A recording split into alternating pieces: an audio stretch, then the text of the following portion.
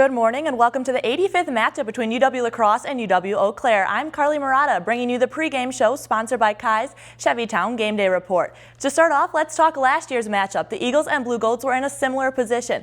UWL entered at 5-1 while Eau Claire came in at 1-5. The Blugolds hosted the Eagles at Carson Park. First quarter, Ben Schramsky hit Joel Oxen on the fade for the 9-yard touchdown pass. UWL up early 7-0. Now, UW-Eau Claire trying to get one on the board, and they do so here as JT Den Hartog went long to Matthew Knopp. The 20-yard touchdown pass tied the game at 7. Now moving to the third quarter, the Blugolds are up 10-7 after a field goal, and Den Hartog keeps it and plows into the end zone. Blugolds now go up 17-7 on the Eagles. More in the third. Schramsky fakes the handoff here. The defense is all out of sorts, and Schramsky finds the wide open lane to the end zone. That cuts Eau Claire's lead to 17-14. And the Eagles have a chance to tie it here, but the field goal is too far right, and it's no good. Now the Blugolds capitalize on their field goal opportunity to make it 20-14, and here's Schramsky again on fourth down. He lunges forward, but Eau Claire gets the stop, and there is no first down for the Eagles. And one more chance here for the Eagles. Schramsky, he goes deep over the middle, and it's intercepted by Ryan Ames, and that's the game. The Blugolds come out with the win 20-14 over the Eagles. So the Eagles are looking for revenge on Eau Claire, who they say took that game right from them. And on the other end, this would be a huge win for Eau Claire, who is looking to move up in the WXOW Conference. Either way, both teams are ready for this rivalry game. It kind of took a turn last year, obviously. It's always been an important rivalry to me because it's always been such a good matchup, and I always grew up watching it on TV and seeing the players that were in it and knowing the names.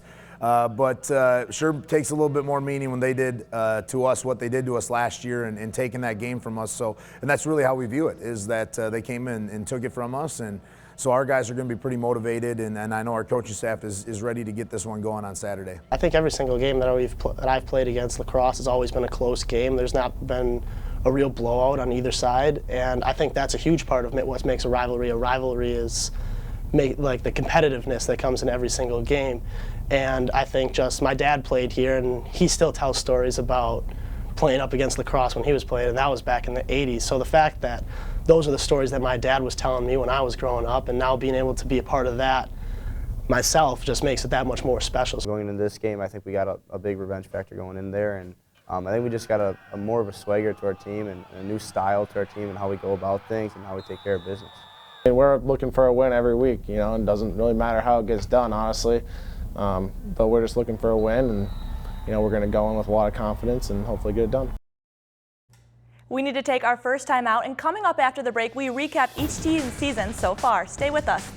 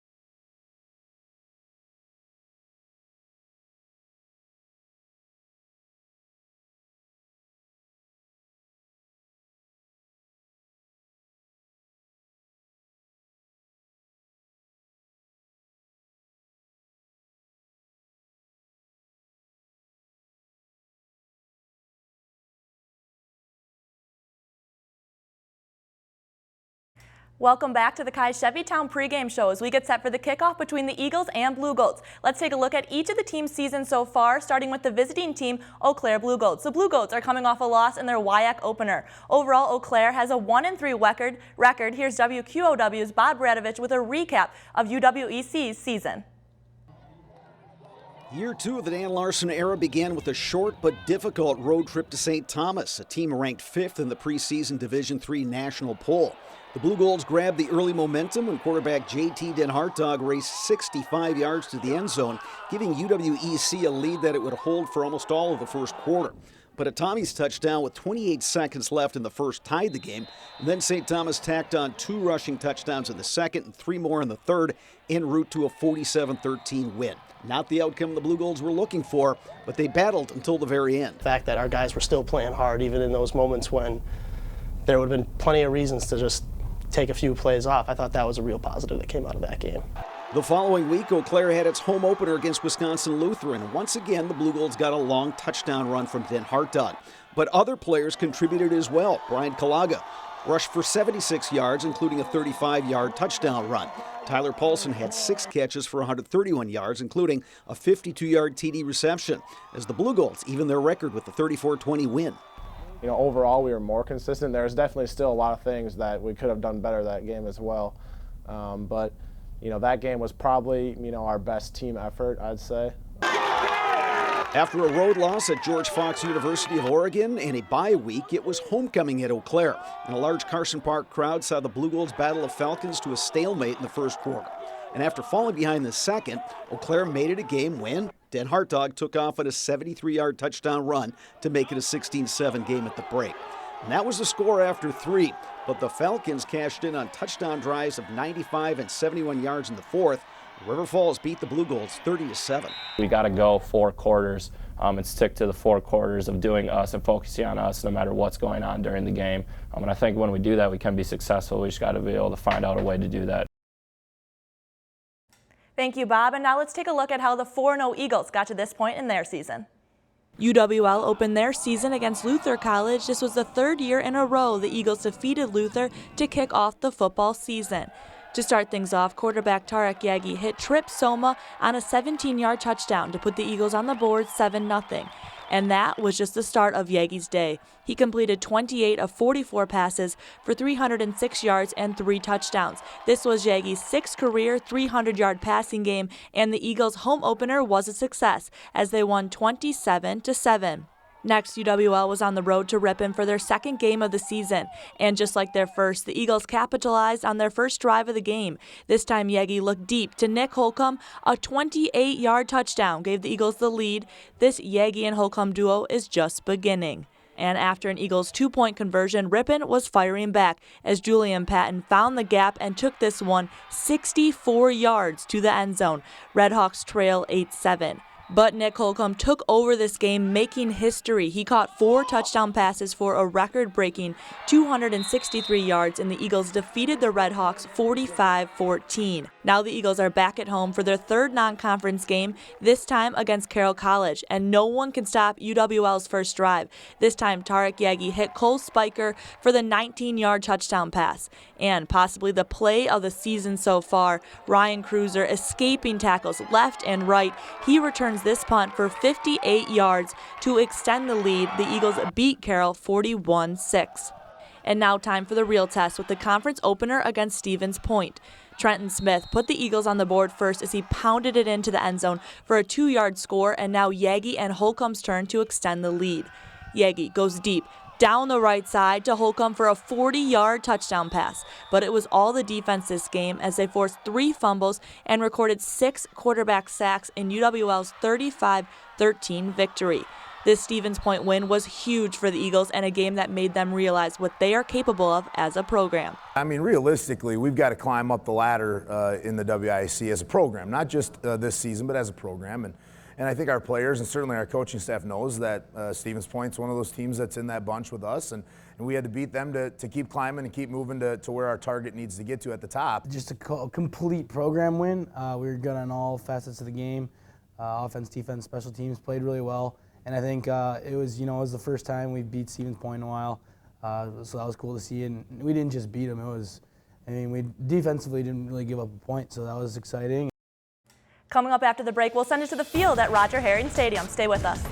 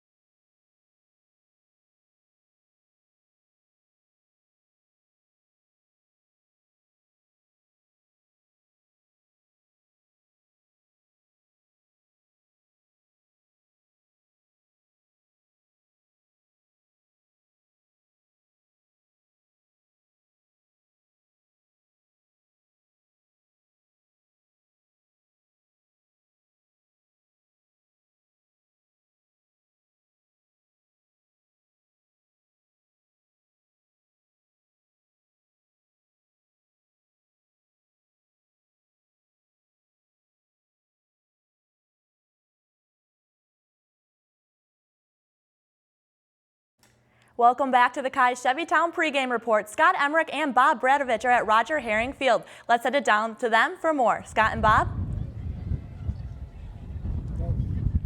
Hey, thanks, Carly. If there's one way to describe this rivalry, it's expect the unexpected. Last year's game, a perfect example. The Eagles came into that one at 5-1 and are flying high. The Blugolds struggling with just one win, but the Blugolds stunned the Eagles in that game, and it's a similar scenario today. And Bob, let's talk about the Blugolds coming in here at just 1-3, but they do have some things they can hang their head on. There's no question about that, Scott. You know how most football teams want to have balance on offense. Well, the Blugolds have averaged about the same amount of yards both running and passing the football. They have not had balance when it comes to who's putting up those numbers. They have relied heavily on one player, and that is the junior quarterback, JT Den Hartog. Last season, Den Hartog led the Blugolds in rushing with 266 yards and 4 touchdowns. He has already surpassed that in 4 games. 292 yards rushing and 5 touchdowns, including runs of 65, 70, and 73 yards. Den Hartog has also thrown for 532 yards and 2 scores. So if you do the math, he's responsible for around 75% of UW-EC's offense. When it comes to catching the football, sophomore Tyler Paulson has pulled in 9 catches, 145 yards and a score. Junior Leishawn Evans, 150 yards and receptions and a touchdown. Now, establishing a run game has been a bit of a problem for the Blugolds after Den Hartog. Brian Kalaga, the leading rusher, 34 carries, 129 yards and a deep. Defensively, keep an eye on number 34, Caleb Stangler, the linebacker. 25 total tackles to lead the team. He also has 4 tackles for loss, as does linebacker Austin Brzezinski. Scott, you look at the defensive stats for UW-EC. 4 of the 5 top tacklers are defensive backs, and that is a group that figures to get a test today from that UW-EC or from that UWL passing offense. And that UWL passing offense has been very prolific this season, led by quarterback Tarek Yagi. The senior from Watertown is the conference's leading passer through 4 games so far this season. Let's take a look at Yagi. He's already thrown for more than 1,100 yards and 11 touchdowns this season. In fact, in 13 starts at UWL, Yagi has thrown for more than 300 yards in 7 of them. Yagi has a stable of talented targets led by Nick Holcomb. Holcomb leads the conference in receiving yards and in touchdowns with 7 already, and he's one of 4 receivers with at least 9 receptions this season. Defensively, hard to ignore what Brandon McCandis is doing this season. The senior defensive end leads the conference in sacks with 5, including 3 last week at Stevens Point. McCandis has been named the WXOW Defensive Player of the Week 2 weeks in a row. McCandis helped lead a UW-Eau defense last week that held Stevens Point to just 175 total yards. Weather could play a factor down here, Carly. It's dry right now, off and on rain throughout pregame. We'll keep tabs on that for you throughout the game. Right now, back to you in the studio. Thank you, Scott and Bob. Now we need to take a quick timeout, but coming up, Caroline Hecker got a chance to talk with the Eagles about their thoughts on the national anthem discussion. Stay with us.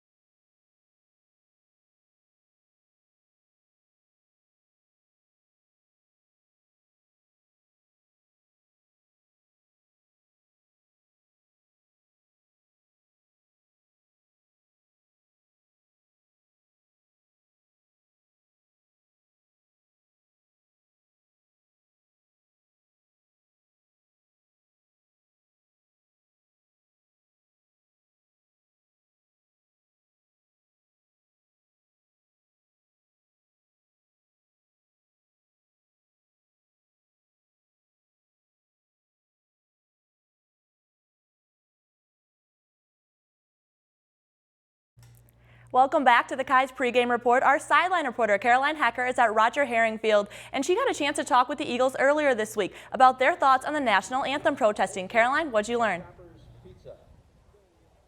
Carly, it's been a topic of conversation among the UW-Eau players and coaches, and while they haven't demonstrated any time this season quite yet, they do tell me if they choose to down the line, the administration will fully support their actions. It's been a non-stop topic of conversation throughout the first few weeks of the NFL season. Players kneeling before or during the national anthem, a defiant showing against the words of President Trump. Yet the common sight doesn't bother some players at UW-La Crosse. I think that anytime you have that platform, you need to use it. If you don't use it, we can never make the change for, greater social construct. So I truly believe anytime you have a platform like that, you need to use it or you're not doing your civil duty.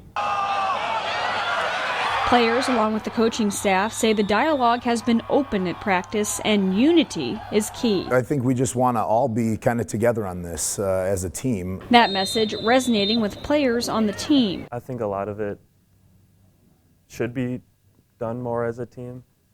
Like, I didn't like when some guys did stuff individually at all. If it affects one guy in the team, it affects us all. So making sure that if people have things that they want to discuss, bring it up. On Saturday, the team stood together for the national anthem before the game at Stevens Point. I would say that I am more for standing for it and standing up for it. I have had Grandpa in the military, and I believe it, right to stand for that kind of stuff. Head coach Mike Schmidt says the UW-Eau administration has been very supportive and hasn't tried to dissuade him or the team from kneeling for the national anthem, and says that support will continue if the team decides to take any kind of action this season. Even if it doesn't require a public demonstration, teammates say everyone looks out for each other. At the end of the day, there is issues going on in America, so if that's what our team is going to stand for and that's what we believe in, I'm going to back up every guy on our team. And I'm not going to second guess my teammates when it comes to issues like that. Proving the Eagles are both a team on the football field and in life. Carly, Carly, when UW-Eau played Stevens Point last week, the players told me all the players on the field stood. However, Stevens Point did lock arms. We'll have to see coming up here in a second what happens. All right, thank you, Caroline, and we'll be right back. Stay with us.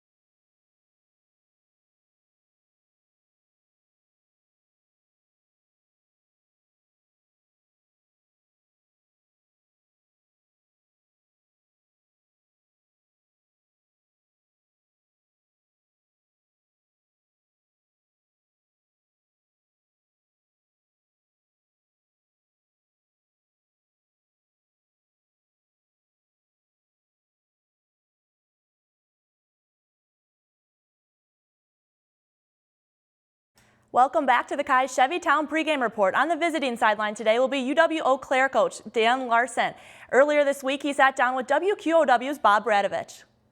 Dan, what is the biggest difference for you being a second-year head coach compared to what it was like last year?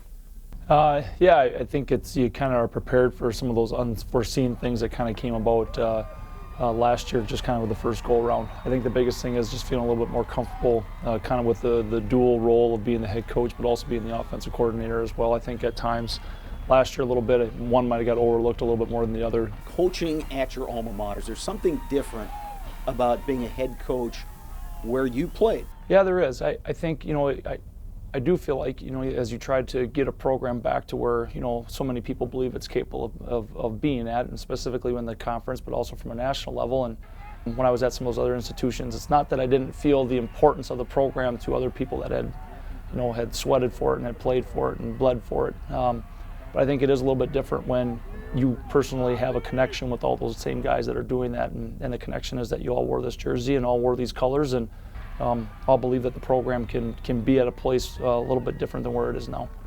Last year, you were able to get some big plays in the lacrosse game that allowed you to finish some drives. Yep. Is there anything you can take from last year, or is this just a whole different year for both teams? Yeah, well, it obviously is. I mean, for them to have a healthy quarterback, I think, is a huge part of what they are. Last year, I think their entire game plan probably in some way, shape, or form changed a little bit when their starting QB wasn't playing against us. And when you have that cog that you kind of lose in your offense, I mean, you have to start to kind of figure out ways that you can play around the rest of the strengths of your offense, when predominantly probably 90% of their offense last year was built around the strengths of their quarterback, and then also that quarterback leads in. So it is a different year for us. I think we're still trying to piece together some of those aspects of what we believe that we can do, and they're obviously coming into the game with a lot of confidence. And so I really look at it as it's two different years. The outcome last year, although we'd love it to be the outcome this year, really I don't think is going to have any effect on our game this upcoming Saturday. What sort of things are going to be important for you guys defensively? Well, anytime you have a good quarterback, and anytime there's a quarterback that wants to throw the football, and that's what you base your offense around, I think it's not always about sacks. That's kind of the key stat that everybody looks for, but more often than not, it's just how do you make somebody uncomfortable in the pocket? How do you make their feet change a little bit and when they want to make a throw? I think being able to mix up our coverages and being able to mix up some of our pressures and try to look a little bit different than maybe what we are in comparison to a couple of weeks that they probably have on film. And then the big thing is contain the quarterback. And he's an athletic kid, but he's definitely his strength is with his arm, and we got to try to do some things to help limit that a little bit. Mike Schmidt is in his second season leading the UW-Eau program. Last season, he became the first football coach in school history to win his first 5 games, but then the Eagles lost their last 5, serving a reminder that there's still work to do to get the Eagles back to the top. News 19's Scott Emmerich sat down with the coach for a state of the program conversation. We've got to see consistency out of this group. That's what we failed to see last year, is that and even in our wins early on in the year last year, we weren't consistent with how we were playing. And you can see some of it now, that we're still turning the football over a little too much, that there's some things that we got to clean up. But the difference is that this group is locked in on getting coached up, on putting the coaching into play. And I think that you'll see us continue to get better as the year goes on. That's what great teams and great programs do. And realistically, we've got to climb up the ladder in the WIAC as a program, not just this season, but as a program. And I think our players and certainly our coaching staff knows that Stevens Point's one of those teams that's in that bunch with us, and we had to beat them to keep climbing and keep moving to where our target needs to get to at the top. And so that's all that it means for this team. It means that we're pretty good. We're a good team. It means that we get an opportunity to continue to play for first place in the WIC, which is always all that we want to do. The messaging really for this team is going to be to continue what we've been doing, to be honest with you. I mean, this group's so focused. This group's just such a good group of guys. We're led by 28 seniors that get it. They get how they got to prepare. And really, if we're going to be a championship program, eventually we have to take the turn that we take every practice, every play very seriously and try to get our best. And that's been our word this year, is best. We're trying to play our best, trying to practice our best. Because if we do that, we can beat anybody in the country. I truly feel that way. This is my dream job, not because, I mean, obviously I love lacrosse and I love being here, but I've talked about this since day one at my press conference, that we want to be at the pinnacle of Division III football. And to me, what that means is that year after year, when you talk about Division III football, UW-Lacrosse is in that group that you got to beat perennially. We are now just a few minutes away from kickoff. Scott and Bob have the call after the break. Thanks for watching.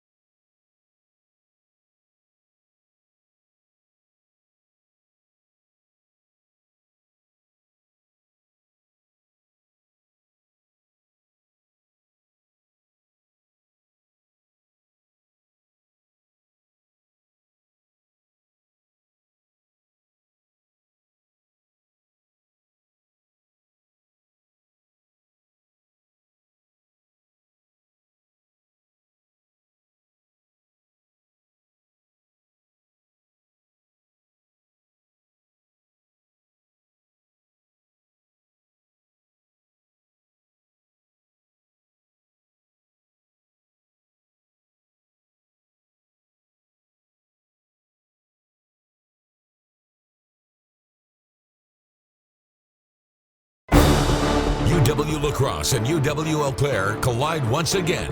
Yeah, I think every single game that we've played against La Crosse has always been a close game. The Eagles are looking to add another win to their undefeated season. Our guys are going to be pretty motivated, and I know our coaching staff is ready. And the Blugolds are ready to hand them their first loss. It's always one that we really look forward to. This rivalry is a must-watch. The Eagles and Blugolds kick off right now.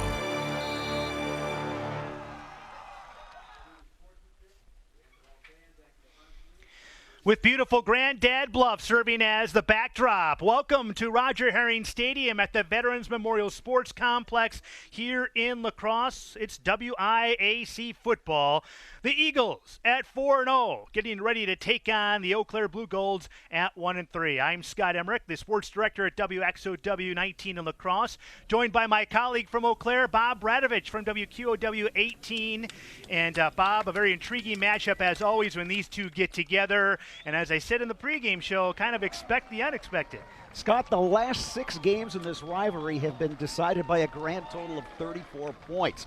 We've had close games. We've had some interesting results. Last year was one that was definitely fitting into that category. And right now, we'll have our national anthem here at Herring Stadium as we get ready for this game.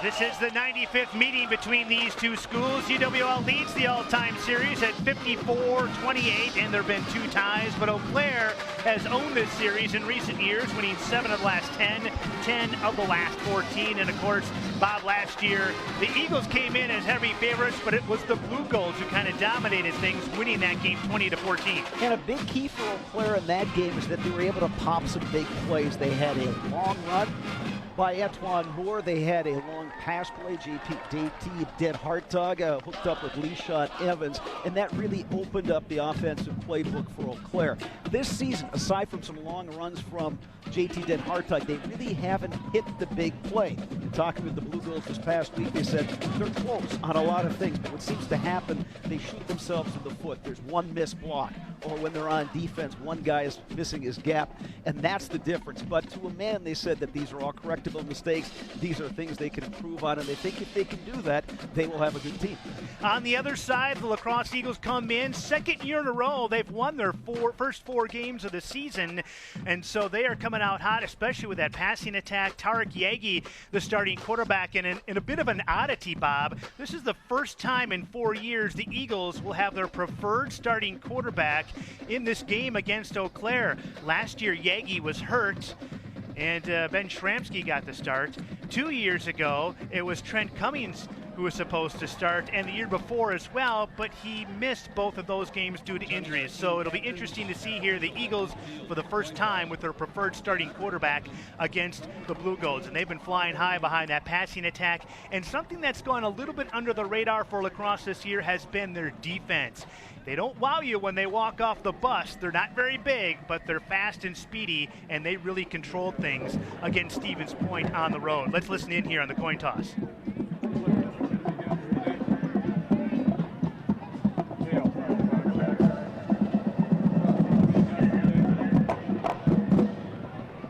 That'll be a tail.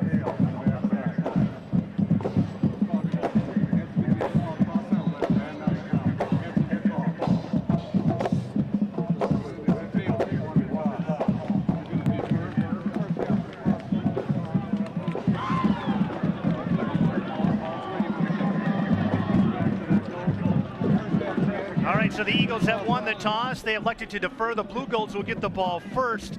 For a moment there, I thought they were using a Bitcoin or something down there. Seemed to be some confusion on the coin flip, but there we go. The Eau Claire offense will get the ball first. Bob, these are two head coaches who are both in their second year rebuilding their programs, both graduates of the schools they're coaching. Dan Larson, been tough going so far for him.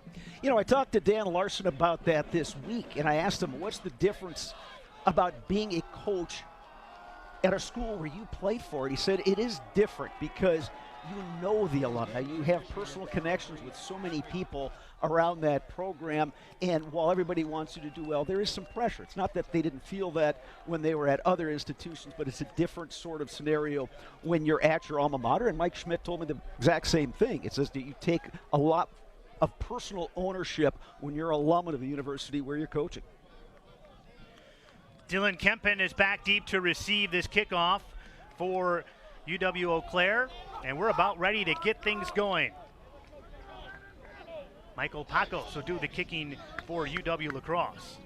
Scott, not much of a wind. The official conditions, 67 degrees, light rain, winds from the south, which is to the right on your TV screen coming from that direction. 91% humidity. Yeah, it's going to be a bit humid out there, and that could play a role as well. Not hot, but humid. Comfortable 67 degrees here, though, and we're about ready to get underway. Eagles and Blugolds. And hold on, everything. That wind that you spoke of just kicked up. It was 10 at one point. Well, Mike Schmidt also in his second year leading UW-Eau, 9-5 record overall. Second straight year they've been off to a fast start, but Bob, the emphasis this year, finishing strong. They lost their last 5 games last year. Granted, the schedule got much tougher, but they want to finish much stronger. And Mike Schmidt said there is no way they will be overlooking UWEC, especially given what happened last year versus the Blugolds. And knowing what's ahead in this conference. Tough each and every week. Pacos with the kick. It goes through the end zone. And let's set the Eau Claire offense for you. Led by quarterback J.T. Den Hartog. 5 rushing touchdowns compared to 2 touchdowns throwing. His running back is Gerald Childs. The receivers are Matt Herring, Tyler Paulson, and Lee Sean Evans. Up front, the center, Jake Coonan. The guards, Brandon Carl, Michael Elam, and the tackles are Ben Wolf and Ben Peterson, with the tight end, Ty McLaughlin. 1st and 10 Blugolds from the 25-yard line.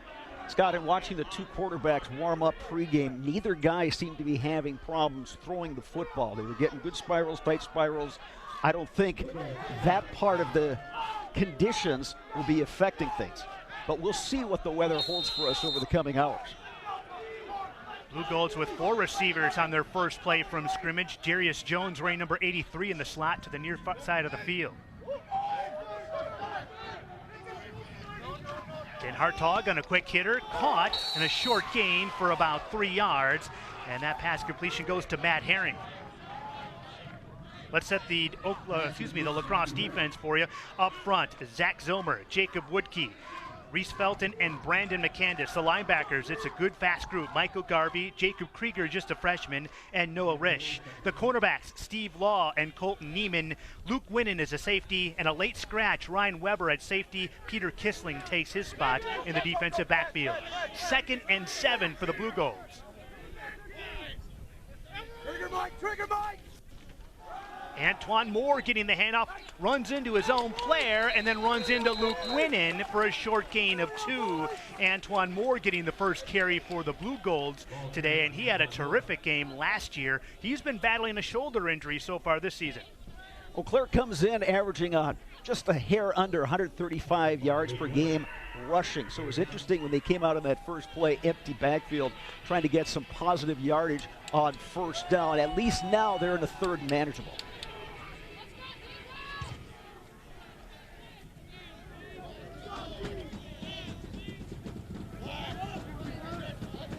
On 3rd and 4, opening possession. Den Hartog now in trouble. Throws, batted away. Noah Risch getting his hands up and putting the pressure on, and that'll force a 4th down. Reese Felton coming from his defensive end position, forcing Den Hartog out of the pocket. And Risch doing a good job knowing that Den Hartog is capable of scrambling, so he just escorted him off to the side and got the hand up, batted the pass down, and now Eau Claire is going to have to punt here. Brad Gates is the punter for Eau Claire. Ryan Cruiser back deep to return. He already has one touchdown on a punt return this season, and now a flag. We'll see how this one unfolds. Blugolds may have been trying to draw the Eagles off sides.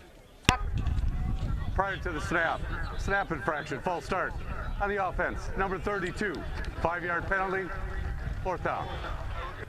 Patrick Miles is our referee today. He hails from Sturtevant, Wisconsin. 5-yard penalty on the Blugolds will set up a 4th and 9.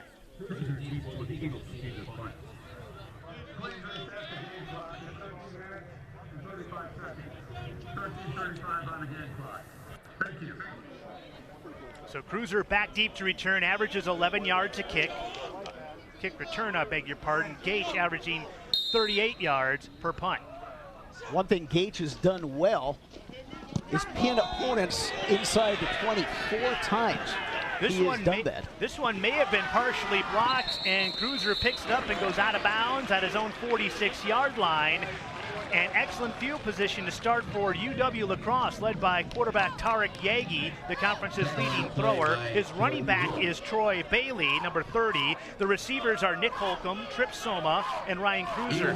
Some changes up front. The center is Oliva Basanoia, but at right guard today will be Spencer Souza, and at right tackle, it'll be David Nillis. Bradley Schultz and Dylan Bauer on the left side. Cole Speaker is your tight end, and on 1st and 10, a quick hitter to Holcomb is dropped.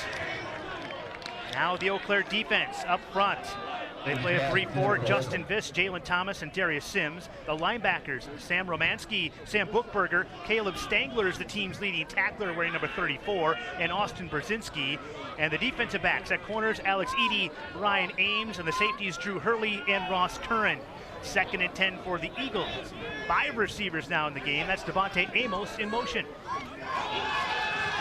Yagi going deep, looking for Holcomb. Overshot him just a bit. Good coverage by Ryan Ames on the play. One of the things Dan Larson talked about this past week is trying to disguise some coverages, showing La Crosse some looks that maybe Eau Claire hadn't put on film during the first 4 weeks. Both of those first plays, though, Yagi had a receiver. First one was dropped, second one just a bit overthrown. So a 3rd and long situation now for UWL. Yagi looking deep, and that time he overthrows Holcomb again. So in the first 3 plays, they tried to go to Nick Holcomb. The conference's leading touchdown scorer was 7, and all 3 times they misconnect. So the Eagles unable to take advantage of good field position, and that'll bring out Sean Parker to punt. Nice route there by Holcomb. Did a little double move on the cornerback. He was open. The pass just was not there. Sean Parker to punt for the Eagles. Michael Prefer back to return this kick for the Blugolds. Prefer from his own 8, escapes 1, but then the Eagles are there. It'll be a return of 4 for Prefer, and the Blugolds will scrimmage 1st and 10 from their own 12. Michael Prefer Jr., the son of Vikings special teams coordinator Mike Prefer. Football runs in that family. You would think. I think he picked up quite a bit growing up in that family. So a pair of 3 and outs for both offenses. 13:03 to go here, first quarter, no score. So glad you could join us here on WQOW 18 in Eau Claire and WXOW 19 in La Crosse.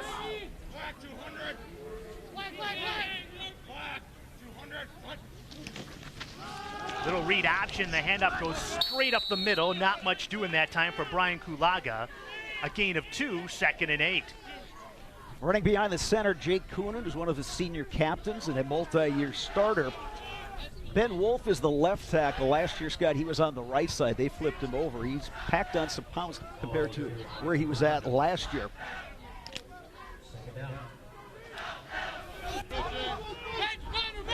So group 2, that's 3 new starters this season.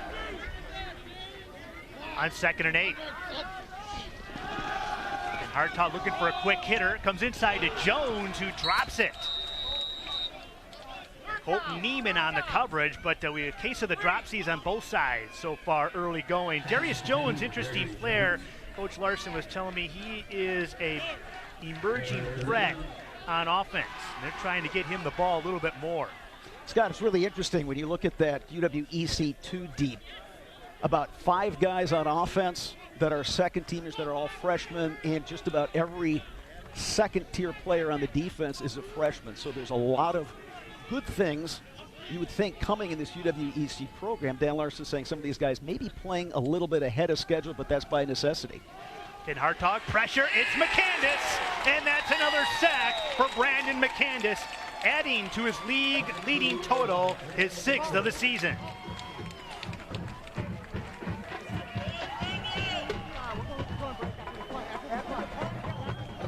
Just beat the block there, Scott. Nobody else there in help, and now the Blugolds came back, and once again, field position not in UW-EC's favor so far in this first quarter. McCandis back-to-back WIAC Defensive Players of the Week honors, and you just saw why. And it's blocked. It's blocked in the end zone, and it's going to be a touchdown for Cole Speaker, a special teams touchdown, and the Eagles take the lead. Well, Gage, the punter, had absolutely no chance in that one. The rush just got there well before he was able to get that one off, and it took a fortunate bounce. Speaker landed right on top of it, just like that. UWL's got the lead. And I believe it was Rusty Murphy, number 55, who bolted through there and got a piece of that punt. And Scott, on the first punt that Gage had, it was Murphy that got a piece of it as well. So very active player on special teams.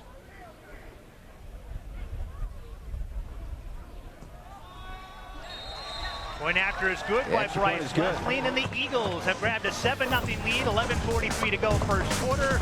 We'll be right back.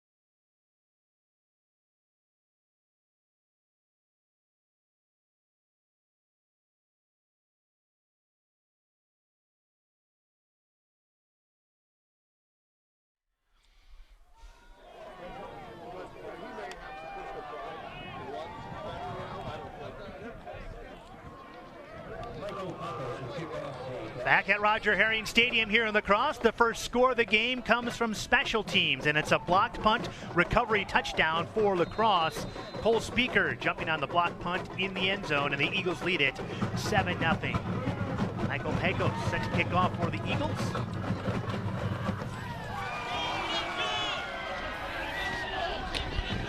This one returned by Travis Zander, number 19, getting some open running room, and he gets it up to the 25-yard line. A nice return, that time by Travis Zander. So for Eau Claire, a couple of 3-and-outs. And one thing we haven't seen yet, Bob, from the Eau Claire offense is JT Den Hartog running the ball. That's been his specialty this year. At some point, you figure, Scott, that is coming, because he has been such a big part of that UW-EC offense, running that read option, and he is certainly capable of busting some long ones. We saw that in the St. Thomas game to start the year, the Wisconsin Lutheran game, and again last week against River Falls, he broke one for 73 yards.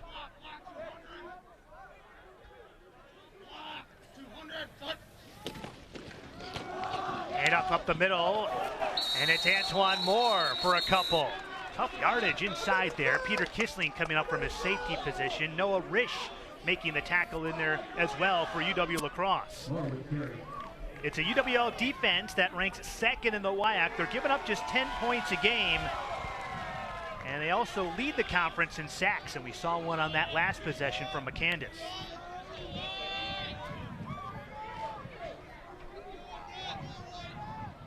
Coming up on the 11-minute mark here the first quarter. Blugolds on the flip side, Scott, averaging just 13.5 points per game. That puts them 8th among WISC teams through 4 games. Little read option, the handoff up the middle again, and again stacked up nicely. Jacob Woodke at the bottom of that pile for the Eagles. Handoff that time went to Gerald Childs with his first carry of the game. And the Eagles so far on those read option plays doing a good job of following the ball and not getting sucked in on that. Third down at times, Scott, has been problematic for UWEC this season.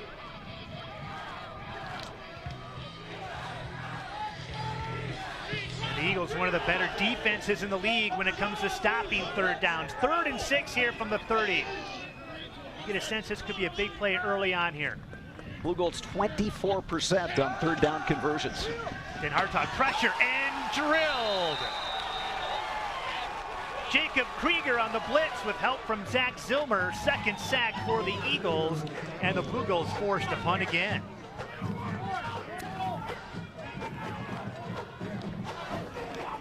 Scott, last year's game was more of a stalemate in the trenches, but so far UWL has had the advantage.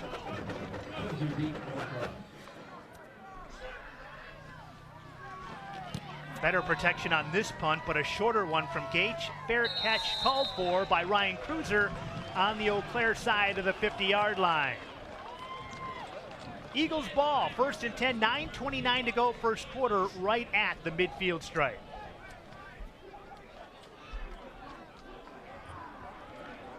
And now some pressure on that UWEC defense to get a stop here. They're not in a favorable field position situation, but they need to do something to stop some of this early momentum that La Crosse has had ever since that block punt. Ryan Cruiser in motion. The toss goes outside. Devontae Amos, who lined up behind Yagi, makes one player miss before he's dragged down for a gain of 5. Tackle over there by Drew Hurley from his safety position. Interesting little wrinkle from Jake Landry, the offensive coordinator for EWL. Caleb Stangler was in a position to make the tackle, just lost his footing, and Amos was able to fight forward to get some positive yards. Now Troy Bailey gets 5. He is right near the first down marker, had to get to the 40-yard line. Let's see if they give it to him. Well, they'll stop the clock and take a measurement.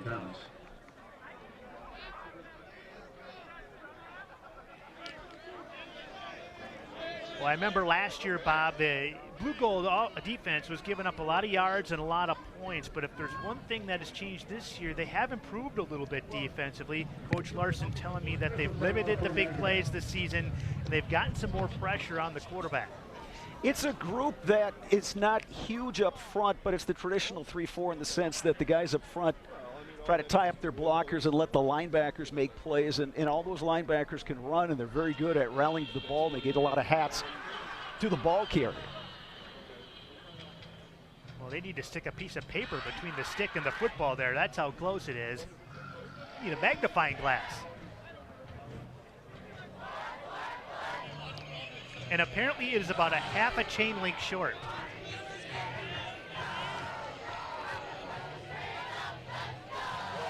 So that'll set up a 3rd down and a half an inch from the 40-yard line. And with this down in distance, Scott, you might even want to take a shot now downfield, knowing that if it goes incomplete, well, then you've got 4th and maybe a half inch to get that first down. Especially with how well your defense has started out. They go to the handoff up the middle. It's Bailey. He's got the yard, and that's about it. Stacked up nicely in the middle there by the Eau Claire defense. But it is enough for the first down. Austin Brzezinski got in there for this tackle. So our first third down conversion for either offense today. Little hurry up offense for the Eagles. From the Eau Claire 39, Yagi.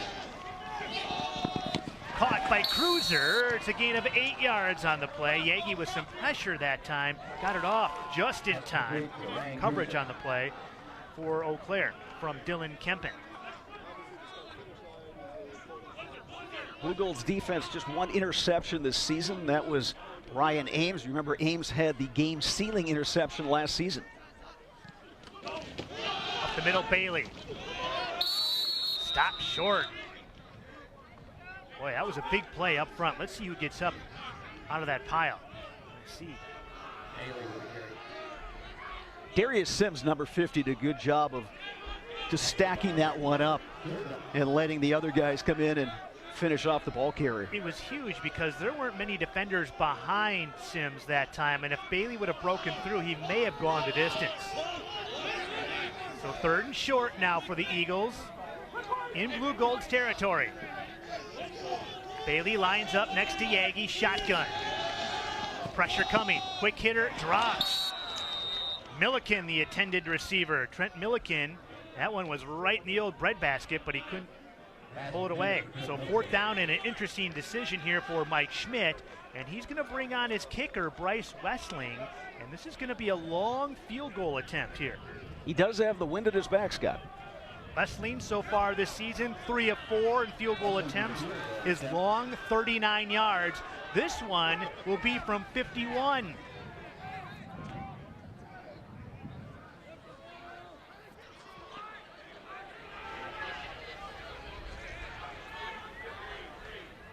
Zeke Yagi is the holder. Ball down.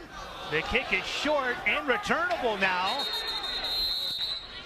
And now they blow it dead. Looked like Michael Prefer wanted to take it out of the end zone, but the kick no good. 7-0 Eagles, 7:25 to go. First quarter, we'll be right back.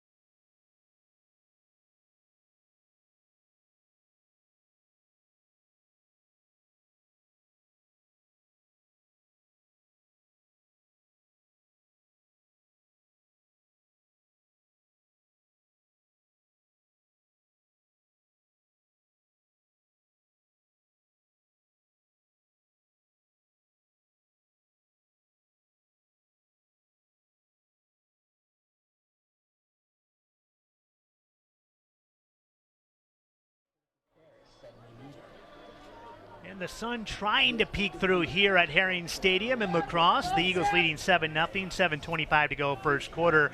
And a couple of big stops for the Blugolds defense to start off this game, Bob. Well, no question about it. And on that last series, Scott, UW-Eau, after the punt, got the ball at the 50-yard line, and UWEC gave up the one first down, but they held, then the missed field goal. So we'll see if the offense can take advantage of what the defense was able to do.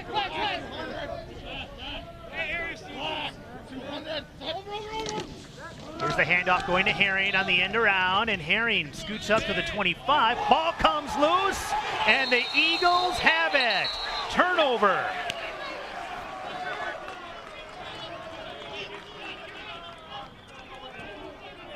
Zach Zilmer, I believe, jumped on it at first, and yes, they do signal Eagles football at the 30-yard line. Here's another look at it.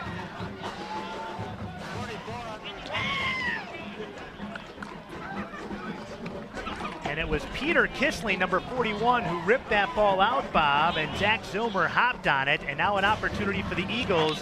Important stand here for the Blugolds defense coming up. And momentum swinging right back to the UW-Eau sideline.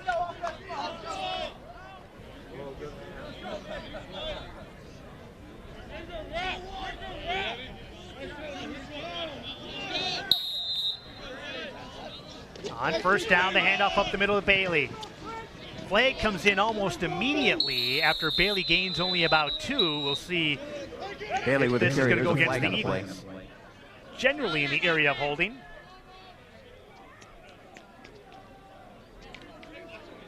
Let's listen in to Patrick Miles. Holding on the offense, number 77. 10-yard penalty from the previous spot. First down. Spencer Souza whistled for the holding there. He's the one playing at right guard, getting the start here today, with David Nillis, the regular right guard, moving over to right tackle.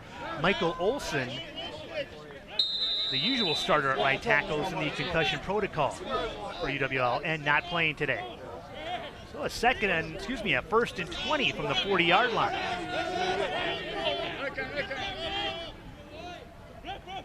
UW-EC defense was in a similar position last week.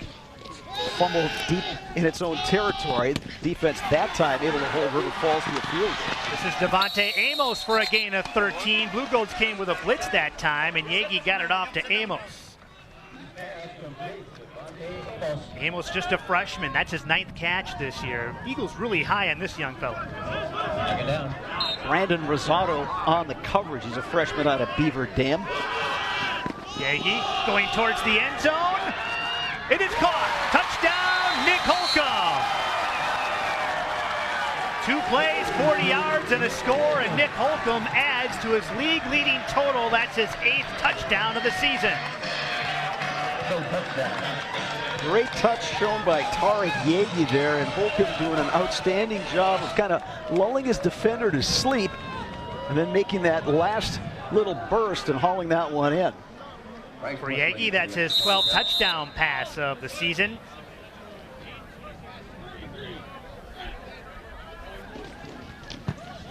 Wesleyan adds the extra point, and the Eagles lead it 14-0, 6:36 in the first quarter. Well, the Blugolds had kind of hung on defensively, Bob, on those last couple of possessions, but this time the adversity defense lets them down a little bit, but they've been put in some tough spots. That they have, Scott, and one of the things UW-EC was hoping to do this week against Tarek Yagi is just make him a little uncomfortable in the pocket.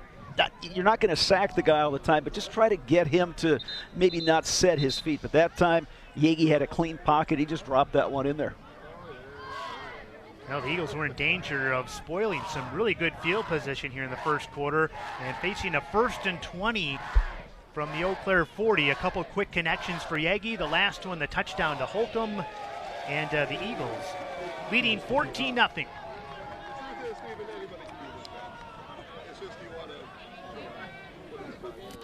So Pacos to kick off from the 35.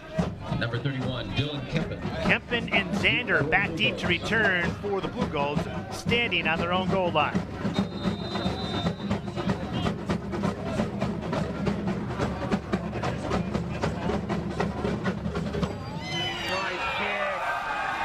Zander will let it go through the end zone, so the Blugolds will take over 1st and 10 from their own 25-yard line.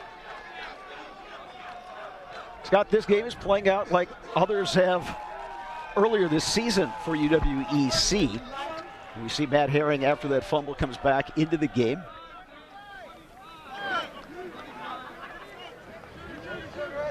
So we'll see and once if again, Eau Claire just, again, not having the great field position, and you're kind of limited in your playbook, what you can do when you're always starting at your own 20 or your own 25. Ryan Kulaga joins JT Den Hartog in the backfield. That's Colin Sheridan that went into motion for the Blugolds. 1st and 10 from the 25. Den Hartog looking for the quick hitter. Picked off. This is going to be a pick 6 for Luke Winnan, and the Eagles are up 3 scores. Winnan diagnosed that play, saw it coming, made the break. Had nothing in front of him but green turf. His 2nd interception of the season, and now the Eagles have scored on special teams, offense, and defense today. Mike Schmidt, very high on Luke Winnan when I had a chance to talk to him this week. He says he does everything right, basically. Very coachable and very reliable.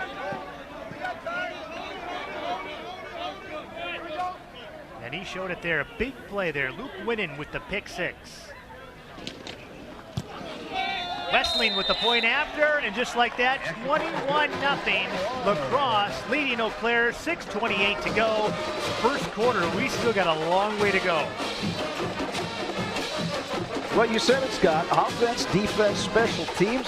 Talking with Mike Smith this week, he said there's no chance we are overlooking UW-EC, and obviously his team has come to play, and UW-EC is going to, if they ever needed a long drive, they're going to need one right now to kind of stem some of this momentum and get some positive vibes going, because save for a couple of defensive stops, this has been all UWL first quarter. Well, I think sometimes in sports, revenge can be overplayed a little bit, but Bob, when I had a chance to talk to some of the Eagle players and Coach Schmidt after that game last year, they were flat out stunned and couldn't believe it. They thought they were the heavy favorite coming in last year, and Mike Schmidt flat out said after the game, I got out-coached, we got completely outplayed, and I don't think they talked a lot about last year's game this week, but you can better believe it was in the back of the minds of the Eagles players all week long as they were preparing. They kind of got it handed to them last year. Scott, I'm looking over at the UW-EC sideline, and I'm seeing backup quarterback Scott Proctor getting loose. And another kick out of the back of the end zone for Paco, so 1st and 10 Blugolds on the 25. And let's see who jogs out here at quarterback. That is Scott Proctor, junior, 6'1", 200 pounds, out of Chicago. Proctor's attempted just 4 passes this year, 4 for 4 in the season for 24 yards. This surprised you a little bit, Bob? I mean, we didn't even get a chance to see JT Den Hartog at his best, and that's running the ball. A little surprising, but at the same time, I didn't see after the play if Dan Hartog took a shot or if it's just a situation where Dan Larson thought, okay, it's the wrong read, let's try to do something different, and try to change things up a bit. So Scott Proctor now in the read option. He loses the football, and that's loose. And the Eagles say they have it. Oh my, what a tragic start for Eau Claire so far. And apparently the Blugolds did hop back on that football. And Proctor may have gotten his own fumble back. Fumble recovered by Eau Claire. I think just a situation, he was just trying to go a little too fast in that read option. Ball popped loose, but one thing going well for Eau Claire right there, they got that bounce.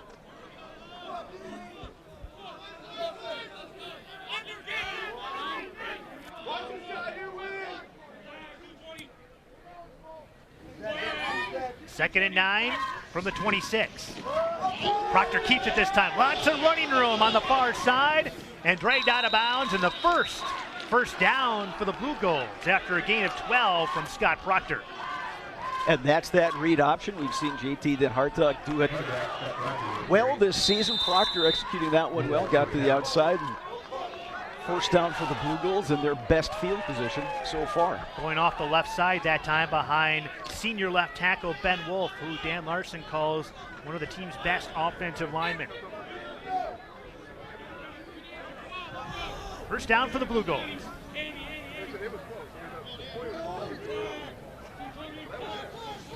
Blitz coming.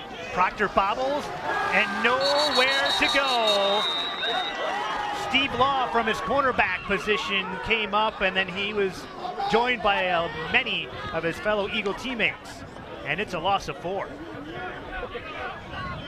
Well, again, another situation where the battle's up front being won by the guys in the maroon jerseys. Second down. UWL defensive coordinator Matt Janis in his first year here at UWL, mixing his defenses up well, keeping the Blugolds guessing. 3 receivers to the near side on 2nd and 14. Proctor, nowhere to go again as Zilmer makes the tackle with initial pressure coming from Brandon McCandis. I tell you what, Bob, I got to talk about this Brandon McCandis fella. 5'11", 200 pounds, and he plays defensive end in the WXOW. I mean, that's a starting point guard somewhere here on a high school team. I mean, but his quickness and relentlessness has just carried him on so far this season. And on that play, it was the leverage that made the difference. He got low, pushed the blocker back, and was able to make a play. Find the screen! Find the screen! Proctor gets out of the pocket. Risch applies the pressure and had to throw it away. So on 3rd and long, an incompletion, and it'll be 4th down. The Blugolds will have to punt. Proctor had LeSean Evans downfield on the far sideline. It would have been a 1st down, but rolling to his left as a right-handed quarterback decided to go to the shorter man on that route. Wound up throwing incomplete. His first incompletion of the season. He's now 4 of 5. Another chance for the Eagles to get good field position. Gage punting into the wind here. Another block! And I believe that's Murphy again. Stay in here, right?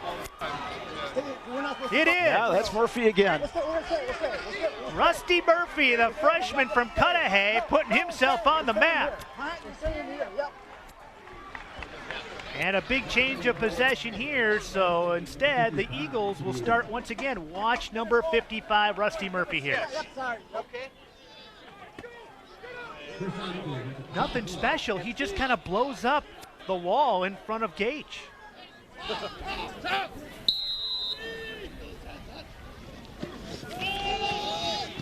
Bailey up the middle, falls forward for a couple.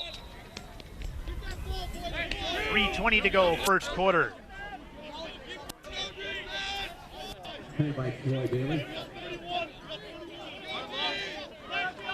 Well, this is uncharted territory for UW-EC, even though they've lost some one-sided games. The St. Thomas game, that was a 6-6 game after one. Bailey met right in the hole, and some good defense there by the Blugolds. Just a short gain of 1. Last week against River Falls, it was scoreless after 1. So this is a little different for UW-EC, being down by this much this early. Dylan Kempen came up from his safety position to make a nice tackle on Bailey, forcing a 3rd and long for the Eagles from the Blugolds' 22-yard line.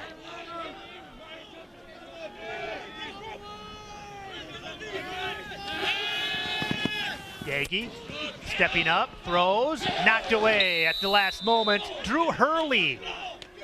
That pass intended for Trent Milliken, but good defense by Hurley. And we'll see what Mike Schmidt chooses to do here on 4th down from the 22-yard line. Wind at his back. He sends the field goal unit out.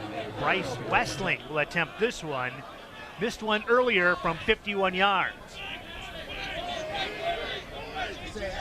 Gonna spot this one right down at the 30, 40-yard field goal attempt coming here.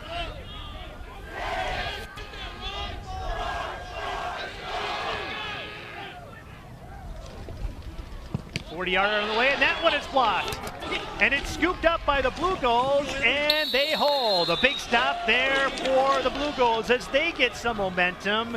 Jordan Wallen coming in there to get a hand on that, number 24. Good push by the Blugolds up front, and a low kick, and some positive momentum now for the Blugolds. Not quite sure if it was Wallen who got the kick. It may have been somebody on that interior line, but he was definitely adding the pressure. So about the only thing the Eagles haven't done well so far is kick field goals. Missed one, had one blocked. So a potential momentum changer here for the Blugolds, and a chance to do something positive. Proctor back in the lineup at quarterback. He keeps it. Hit right at the line of scrimmage and brought down. And it's Zach Zomer again in there. Fake the jet sweep with LeSean Evans. Remember last year's game, Scott? LeSean Evans busted a long one. We haven't heard much like that. Haven't heard much from LeSean Evans or Tyler Paulson yet on that Eau Claire offense. Those are some of the top players, some of the speedy guys on the outside.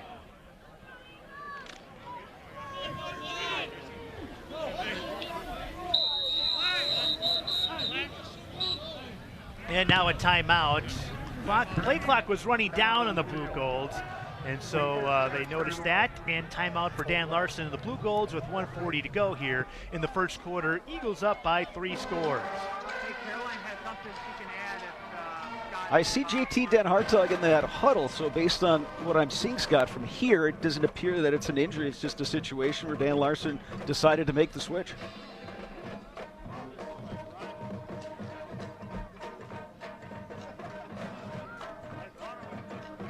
So 1:40 to go here in the first quarter. Eau Claire came into this one with a 1-3 record, a loss at St. Thomas. That's a tough road game, ranked number 5 in the country, number 5, excuse me. Then a win at home against Wisconsin Lutheran, and then losses at George Fox in Oregon, and a loss to River Falls last week, 30-7. Eagles coming in this one at 4-0. They have wins over Luther College of Iowa, Carroll, and Ripon, and then an impressive win last week at UW Stevens Point. A George Fox trip, an interesting one for the Blugolds. A number of those guys had never been on a plane before. So they got to bus over the Twin Cities, fly out to Portland, Oregon. 4 receivers in for Scott Proctor on 2nd and 8. Here comes Herring in motion. I beg your pardon, that's Paulson. And he gets the handoff, breaks away, and then is stopped. Michael Garvey in there, along with Jacob Krieger. Linebackers doing a great job of flowing to that outside, and they just simply outnumbered the blocker that was out there, and not much Paulson could do. One thing a little different with this Eagle defense, Bob, team speed. They have some outstanding team speed, especially at the linebacker level and at the defensive back level as well. And that's kind of what they hung their hat on so far as a defensive group. It's not a very big defense. 3rd and 9 from the 25.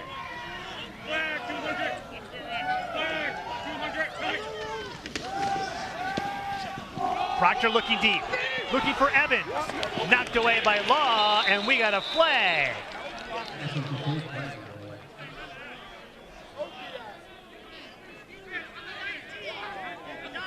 Here's another look at it. Referee's discussing it. Here's Patrick Miles.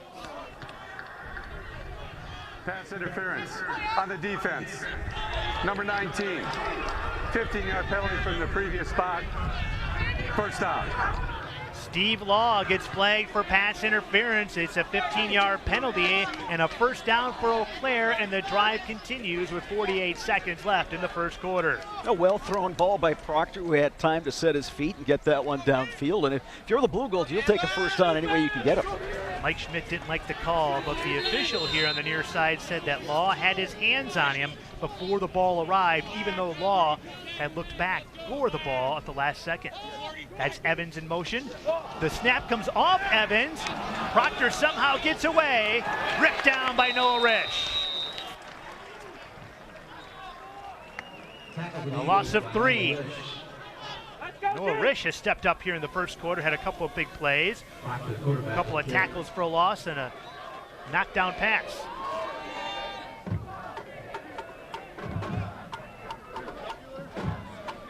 Timing not good on that play. You've got a second string quarterback now playing with the first stringers, and cadences and things like that can be different.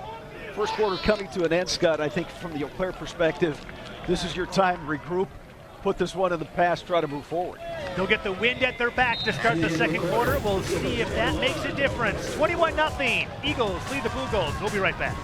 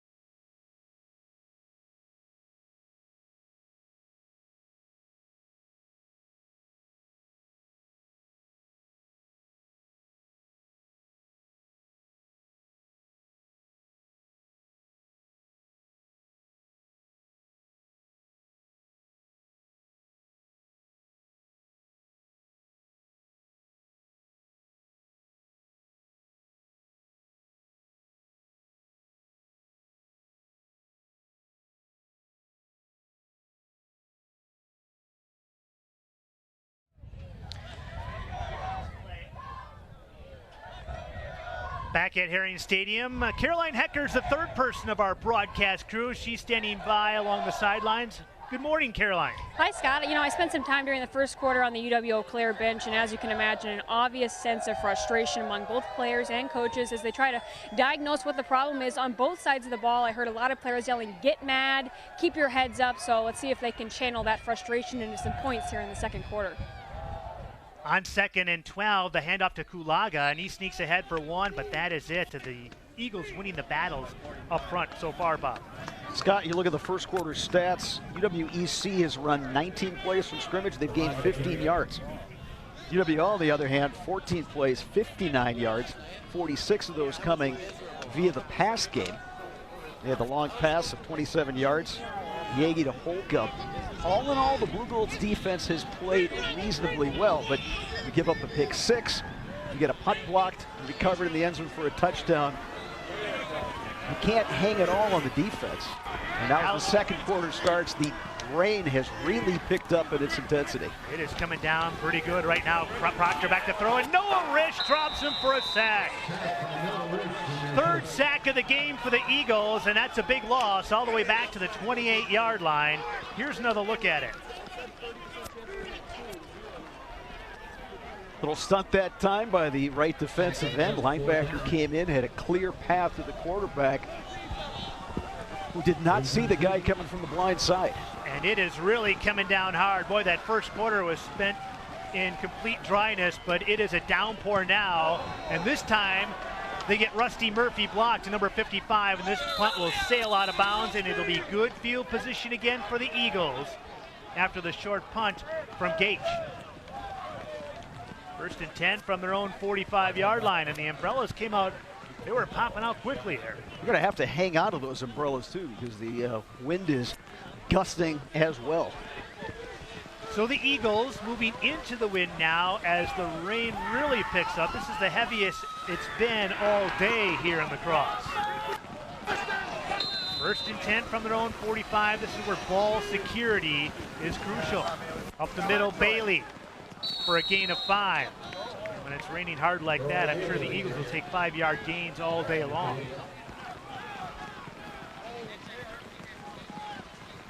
Haven't seen Trenton Smith so far in this game, Scott, for UW-Eau. He came in as the Eagles' leading rusher. He's in right now wearing number 34. Yards per game.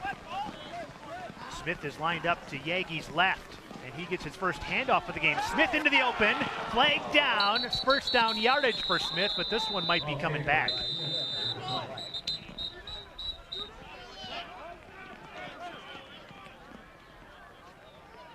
That was a hold on the left side, Scott. Don't want to speculate. Might have been Dylan Bauer, 64.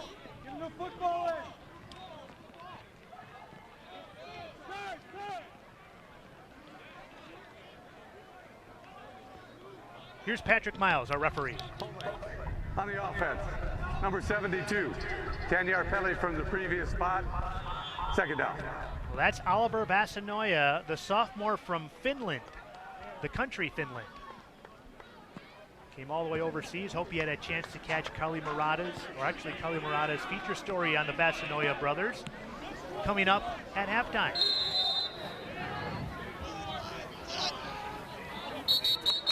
And now the Eagles drawing the Blugolds offsides, so the Eagles will get 5 of those yards back. Not your typical recruiting trip. You're making the trek from Finland. It's yeah, I asked Coach, if you're coming from the Twin Cities or the Madison area or someplace in western Wisconsin. I asked Coach Schmidt how that recruiting trip went. He said, well, it didn't go at all. In fact, it was an email. It was an email recruiting trip. Very electronic these days. Sure. On the defense with contact, number 55. 5-yard penalty, remains 2nd down. And just as fast as that heavy rain blew over Herring Stadium, it is now almost stopped. So after a brief heavy rain shower, we set it up with 2nd and 10. Eagles from their own 45. Yagi looking deep for Holcomb. He's got him inside the 30, down to the 27-yard line. It's a gain of 23 yards. 27 yards, I beg your pardon. Here's another look at it. Tackle made by Ross.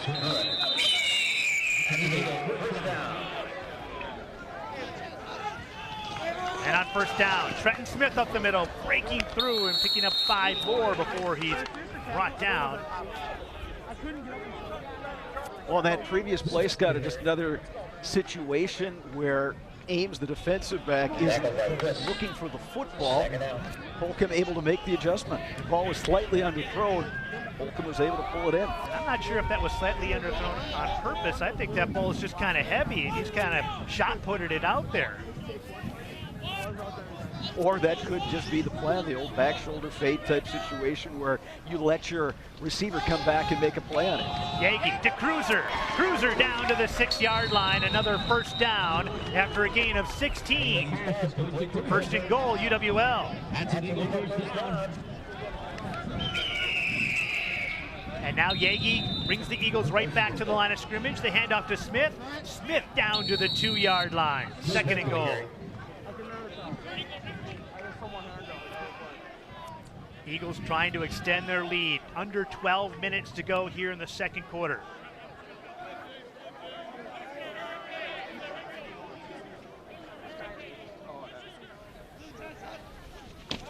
Yagi gonna take it himself. Slipped at the 2-yard line. Otherwise, I think he would have made it. But coming up from his safety position was Drew Hurley to make a nice play. Third and goal now from the 2-yard line. Eagles bringing in a couple of tight ends, Milliken and Speaker, along with Zach Schradel, number 84. Blugolds counter with a couple more defensive backs. And now a timeout here, or beg your pardon, a flag. And we're going to have an illegal motion, so that's going to set the Eagles back another 5 yards. On the offense, number 48, 5-yard penalty, third down. Trent Milliken, the tight end, getting whistled for that.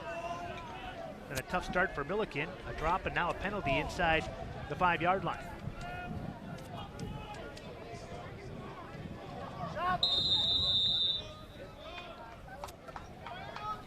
So third and goal now from the 7-yard line.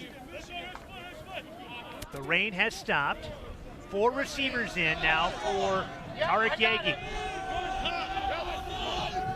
He's got Holcomb one-on-one to the bottom part of your screen. He clocked the touchdown earlier. Yagi looking over the middle. Speaker and a flag, and that is going to be on the Blugolds.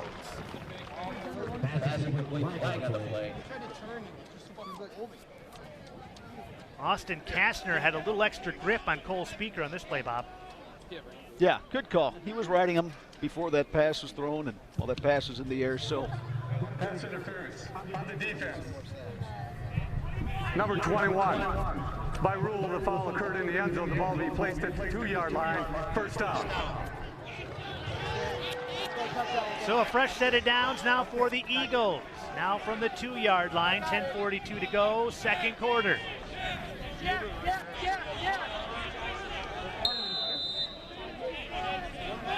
Smith lining up behind Yagi. Pistol formation. Hand up straight ahead to Smith, and breaking through and making a tackle for the loss are the Blugolds. Sam Bookberger on a blitz from his inside linebacker position, and it's a loss of 2. Smith with a good carry, tackled by Buckberger. Found a crease, got through, made a play. Once again, the Blugolds defense in a tough position, just looking to try to get out of this and hopefully hold the Eagles to a field goal attempt. Yagi looking to Holcomb, overshot him, so third and goal. Good coverage that time by Jordan Wallen.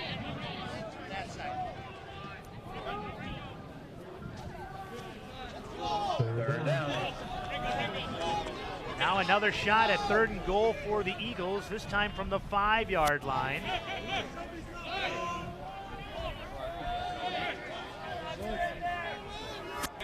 Yagi gets the signal from the sideline. Hand off to Smith, off the right side, gets to the 3, and that's it. Well, you got to be impressed with the Blugolds defense, considering how stretched they've been with the field position. Well, that was Caleb Stangler, one of the senior captains. Came into this game as a leading tackler for UWEC. So a big stop there for the Blugolds, and now the Eagles will attempt their third field goal of the game. Kind of odd, the Eagles with their third field goal attempt of the game. The Blugolds haven't attempted one all season. Been an adventure though, kicking field goals for the Eagles. Wesleyan 0 for 2. He's had one block today. This one though is up and good, and the Eagles extend their lead to 24-0 with 9:27 to go. Second quarter. We'll be back at Herring Stadium in a moment.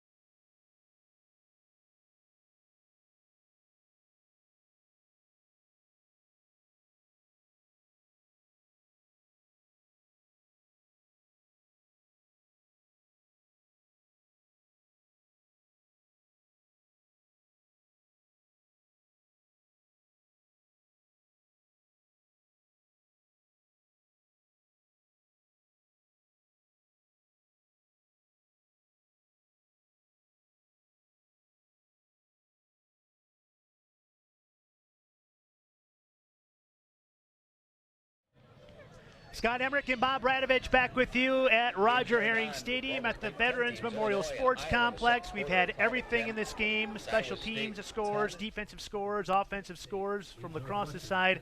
Weather-wise, we've had everything, and now the sun trying to peek out, Bob. We've had a heavy rain and general dampness, and we're only at 9:27 to go in the second quarter. And what did we say beforehand? Expect the unexpected. We've gotten everything here so far. Pacos ready to kick things off from the 35. A low liner. Xander scoops from his own 3. Brought down, and guess who, Bob?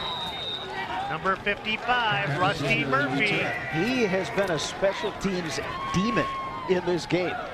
And if you're just joining us, Rusty Murphy, just a freshman, already has 2 blocked punts, and now a big special teams tackle on Xander at the 22-yard line. So Scott Proctor back in at quarterback, and if you just joined us, JT Den Hartog taken out of the game. Doesn't appear injury-related, but ineffectiveness after the first 3 drives for the Blugolds went nowhere.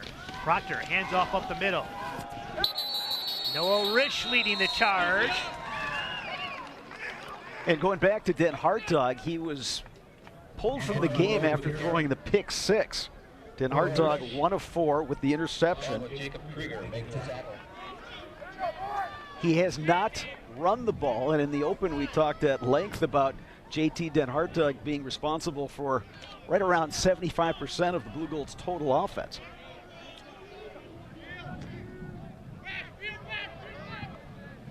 Second and 9.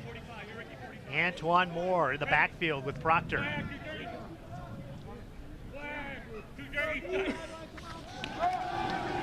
Proctor looking for a quick hitter to the sideline. LeSean Evans caught it, but out of bounds. You got a penalty flag in the backfield, Scott. Are we going to get a late hit on the quarterback, perhaps? I think we might.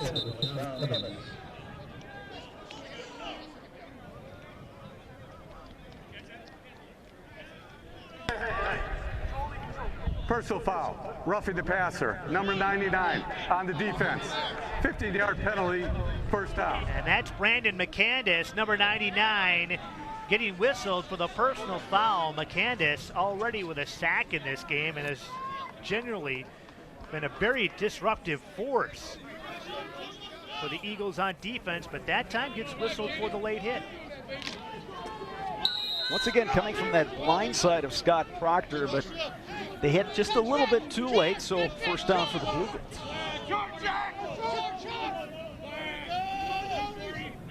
So a fresh set of downs on first down. It's Proctor, hit immediately by Krieger right at the line of scrimmage.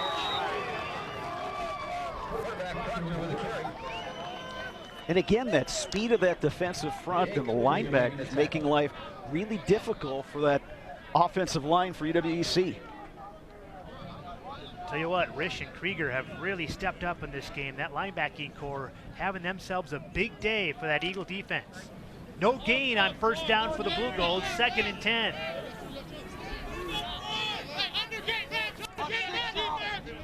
we go, boys, here we go.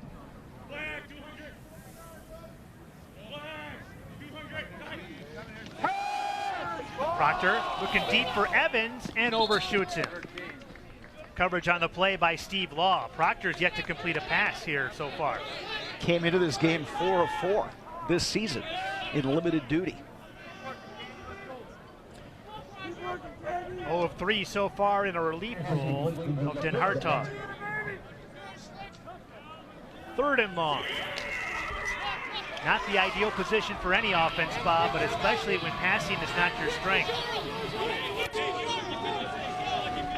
And in this game, Scott, UW-EC has run 24 plays and gained 6 yards.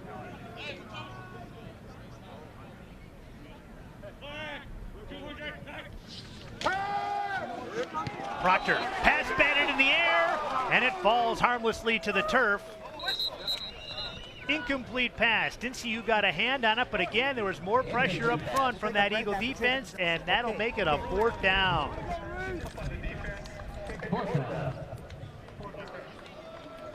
That time the pressure came right up the middle, and from a Blugolds perspective, fortunate that that one bounced away. So Gage back into punt now for the Blugolds with Ryan Cruiser standing back at his own 27-yard line. Wind at his back. This last punt, a relatively short one, but that was in the monsoon portion of this football game. High floater from Gage. Cruiser is going to let it go. Favorable bounce. And the Blugolds are going to down it inside the 5-yard line. They had it at the 1, but then it was batted out to about the 4, and that's where the Eagles will take over. Timeout on the field, we'll take one as well. 7:30 to go, 2nd quarter, 24-0 Eagles.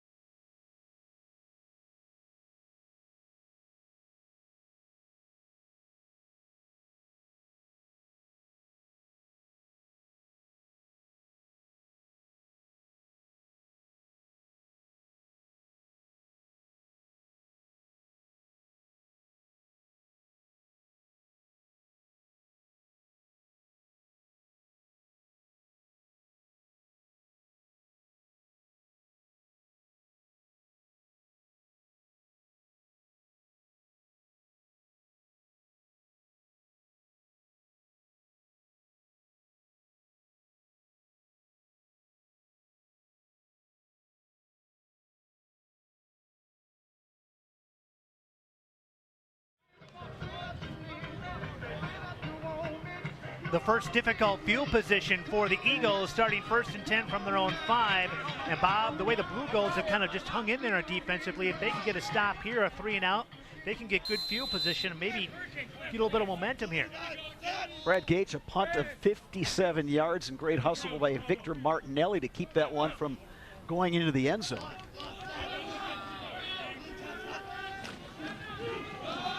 Bailey probing the middle, but nowhere to go.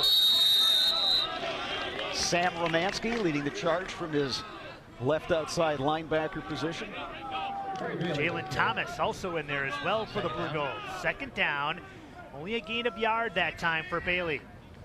Linebacker Romansky with a tackle. Romansky, one of those players on the UW-EC side who parents were both Blugolds, grandparents. Grandfather taught at the university, grandmother worked at the university. Bailey, only for a gain of about 3. One thing the Blugolds have done well so far in this game, Bob, is defend the run. Longest run they've given up, 5 yards. Tackle by number 99, Austin Brzezinski. 3rd down. Austin Brzezinski on that tackle. Coming into this game, he had 4 TFLs. Big play here for the Blugolds here if they want to regain some momentum and get something going. Tied with fellow linebacker Caleb Stangler in that category. Yagi, Holcomb with room.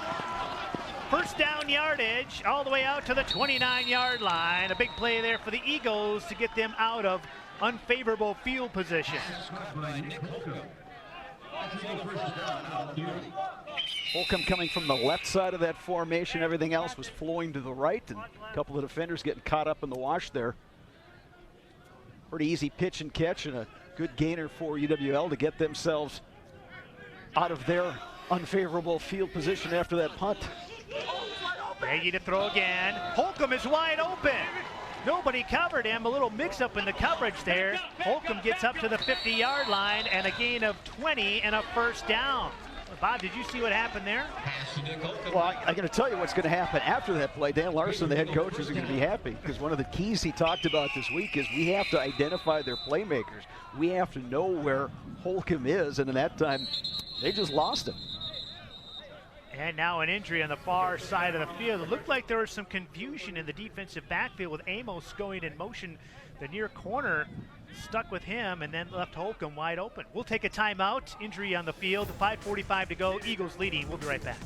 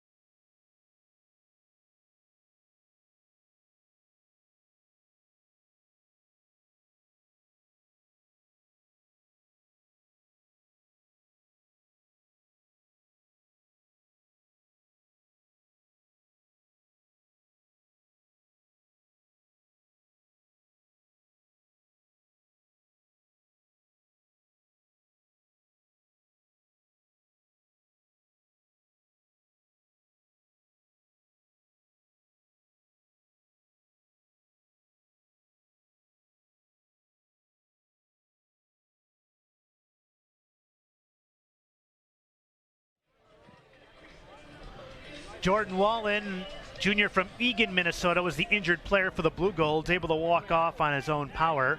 1st and 10 Eagles from midfield right at the 50-yard line. Just getting started on this college football Saturday for you. So glad you could join us. Notre Dame, North Carolina coming up after this one. Handoff to Bailey. Nowhere to go, just a gain of 2 that time. And the Blugold defense, their front 7, winning the battles, at least when it comes to the running. That was Alex Mashek, number 37. We talked about the freshman in that defensive 2 deep. There's one right there. Mashek, 5'9", or 5'11", rather, 190 out of Lodi. 2nd and 8. Here's a handoff to Speaker, the tight end, coming around, and you don't see many handoffs on end arounds to tight ends, but Cole Speaker does have that kind of speed. Blugolds diagnosed it well, though. Just a gain of 2. Victor Martinelli in on the tackle. And the good quick feet, because Mashek was coming in low, and tight end just hopped over him and got some positive yardage. 3rd and 6.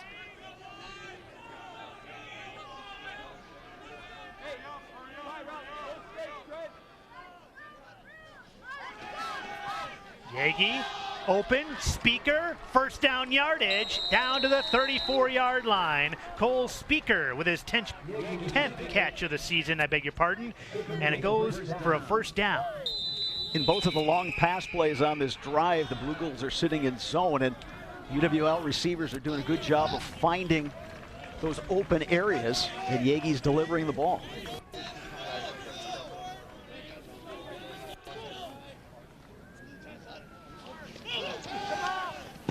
Yagi to Speaker again over the middle, and a flag coming in, and that's going to be on the defense. Brandon Rosado going over the back of Cole Speaker that time. Pass interference.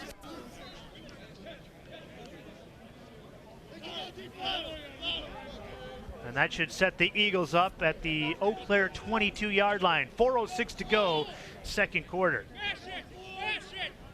Yagi 8 of 14, 144 yards and the touchdown. Pass interference on the defense. completion Number percentage, 16. Scott. By rule, the foul occurred before or less than 15 yards. It's a spot foul. It'll be a first down there. But given the field conditions and the fact that he's had a couple drops, certainly more than enough to keep this UWL offense moving up and down the field. Yeah, a couple of drops early, but now the Eagle receivers doing a good job catching and running with it. 1st and 10 from the 22-yard line. Yagi gets the call from the sideline. Trenton Smith lining up to his left. And the handoff goes to Smith. Surges ahead for about 3. Smith, the team's leading rusher, coming in from a running back position, 49 carries, 161 yards on the season. We've also seen a lot of Troy Bailey so far this year, this game.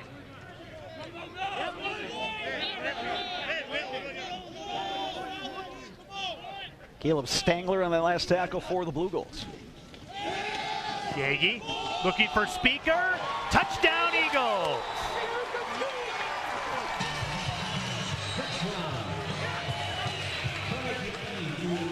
Almost that entire drive, Bob, featured Cole Speaker, and he comes through with his 3rd touchdown reception of the season. Well, they motioned to the left side, faked the handoff. Speaker once again finding an open area in that zone coverage by the Blugolds. Westling on to add the point after.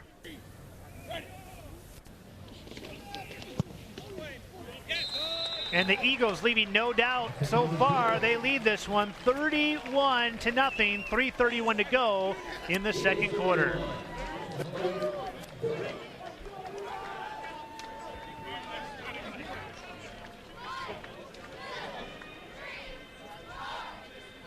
It's got to be a fly on the wall in that UW-EC dressing room at halftime. So I would imagine there might be some choice words. Because again, Eau Claire has lost some games, but those were games that at least there were some stalemates. We talked about the St. Thomas game. Very good stalemate after 1 quarter. Last week against River Falls were a good stalemate. Neither team scoring points in the 1st and 3rd. But this is kind of uncharted territory this season for UW-EC. The Eagles have won some blowout wins this year. In fact, every game has been pretty much a blowout win. But to do this against a fellow WIAC competitor, it's still impressive, especially coming off a win last week at Stevens Point. So Pacos to boot it away.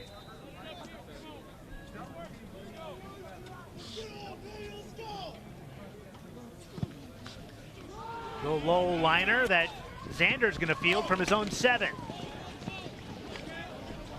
To the 20, and that is it. Up to the 21. So 1st and 10, Eau Claire. The Blugolds defense, the Blugolds offense really having trouble getting going. And once again, it's Scott Proctor coming into quarterback UW-EC. 25 plays from scrimmage and just 6 total yards for the Blugolds so far today. Proctor 0 of 3 in relief of the starter JT Den Hartog.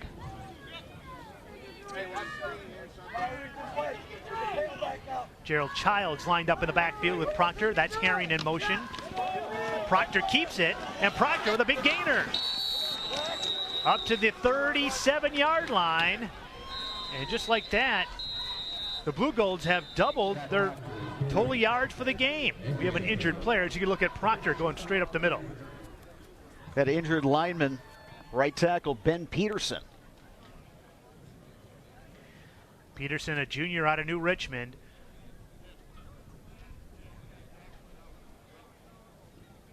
It's one of the few times in this game, Scott, that there was an actual crease for a ball carrier, and Proctor did a good job of keeping that football, turning it upfield. Yeah, and head coach Mike Schmidt having a word with his Eagle defense, apparently having one bad play against him will get his attention, that's for sure. Eagle defense has just been so good so far this season. And what they did against Stevens Point, a team that had coming in, averaging over 400 yards a game last week, and to shut them down and to hold them to just 175 total yards has been really amazing. In fact, the Eagle defense has held 3 of their 4 opponents under 200 total yards, and that's really hard to do, especially in this day and age, Bob, with spread offenses and throwing and big plays and that sort of thing. And in that game, UWSP, because of an injury, started their second-team QB. But I think it's indicative of what Mike Schmidt has wanted from his defense this season, to use that speed to attack and to try to get games in their favor. And that was another situation, Scott, where UW-Eau got up big early, took control of that game, and was able to dictate things to an opponent, much like they're doing today. 1st and 10 for the Blugolds. Proctor over the middle. Jones breaking free and all the way down to the 25-yard line, and a spark for the Blugolds. Darius Jones with his 9th catch of the season.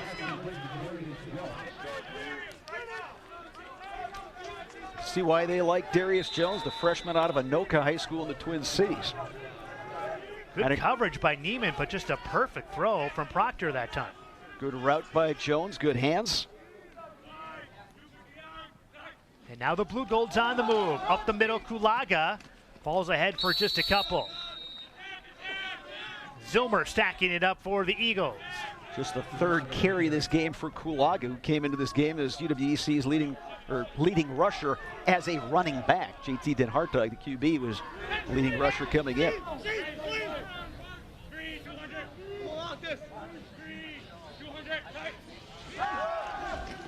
Proctor, pass batted away, almost intercepted, but it was Jacob Krieger, getting his hands on the ball, knocking it down.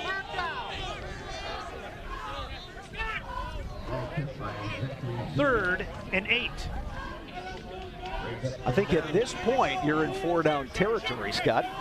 Down 31-0, 2:19 to go, 2nd quarter. Yeah, probably. And you have not attempted a field goal this entire season.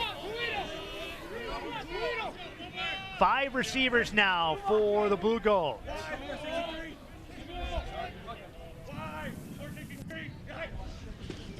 Here's the hand up to Kulaga coming around. He's got room. He's got 1st down yardage all the way down to the 6-yard line. And the Blugolds on the move for their first and goal of this game. First time inside the red zone.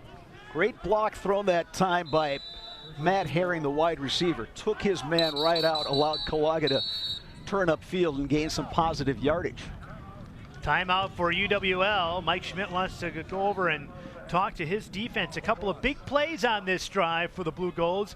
This drive started on their own 22-yard line. They have a chance to finish it off. Coming into this drive, they had just 6 total yards of offense.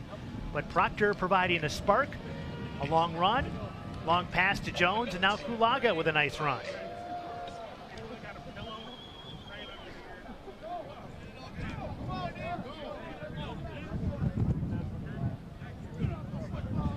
.208 to go, 2nd quarter. It's been all Eagles up to this point. If you're just joining us, UW-Eau, a special teams touchdown on a blocked punt recovery in the end zone. They have a pick 6 from Luke Winnan, and then a couple of offensive touchdowns as well. Well, you can see what our crew is dealing with up top. The wind just swirling up top here at Herring Stadium. Shout out to all those folks who are braving the elements. I'll tell you what, we got a great crew out here today. Mitch Moats has put together an all-star cast out there on the field as the Blugolds try to finish off this drive. First to go from the 6.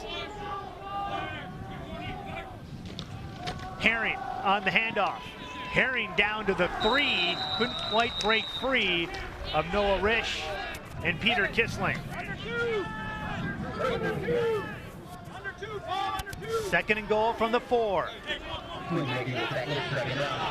Blugolds going quick.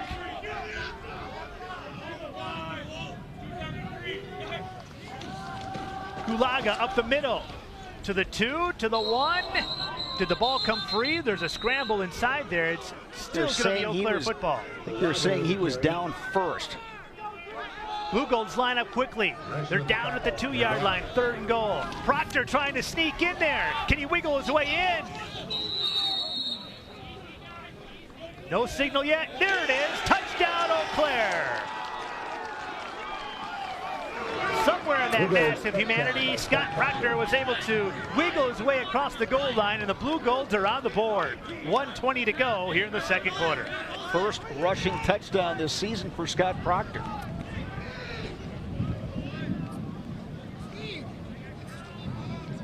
Point attempt. Now a 2-point attempt here. This is Prefer who's in the shotgun. And now the Blugolds will line up for a standard point after. Gage boots it. And it's good.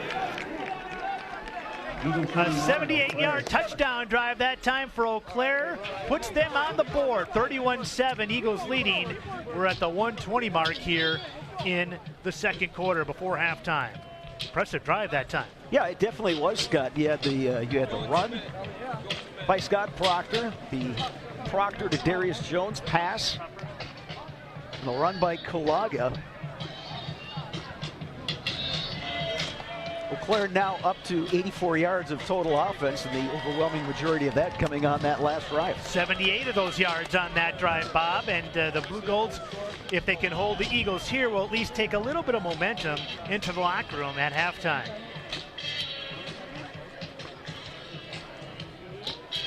Coming up later this afternoon, Notre Dame and North Carolina, about 2:30, right here on WXOW 19 in La Crosse and WQOW 18 in Eau Claire.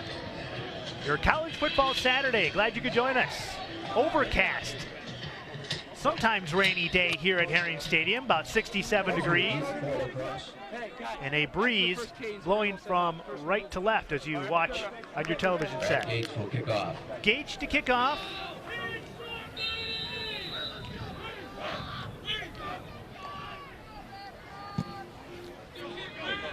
And Gage with a great boot. Cruiser will let it go through the end zone. So 1st and 10 Eagles from their own 25 with 1:20 to go here in the first half.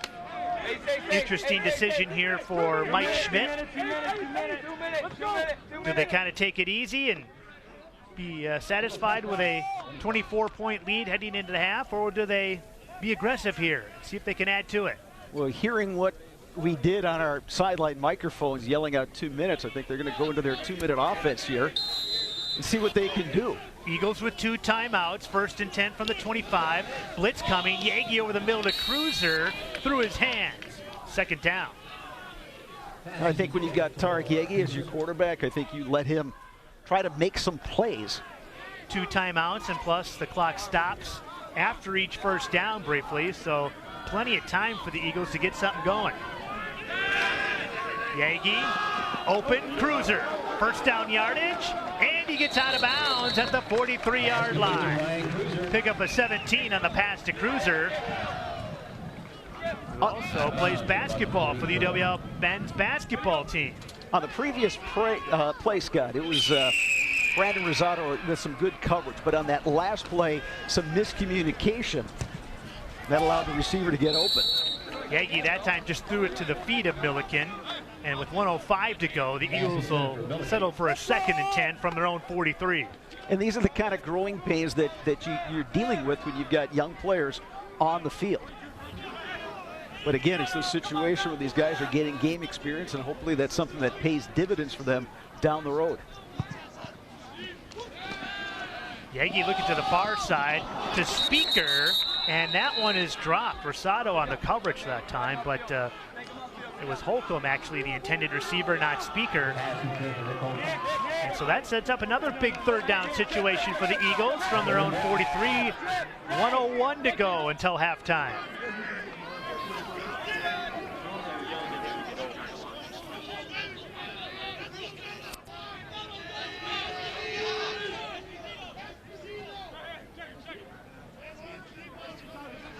See if the Blugolds dial up a little blitz here in 3rd and 10.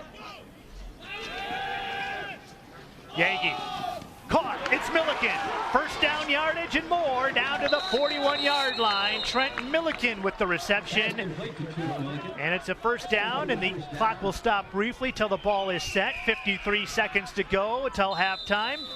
Clock winds, 1st and 10. Yagi looking deep.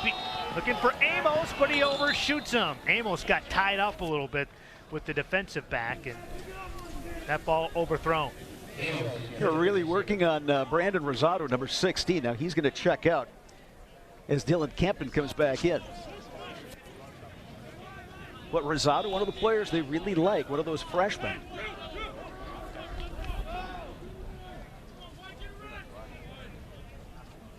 Second and 10 from the 42, 45 seconds until halftime. Yagi, cruiser, short gain to the 37. Good coverage that time by Drew Hurley. Clock still winds. 33 and ticking. Third down. And now a flag. And I wonder if the Eagles were set. It's like there was movement on that left side of the offensive line there, Scott. Dylan Bauer, number 64. Prior to the snap, false start on the offense, number 64. 5-yard penalty, remains third down.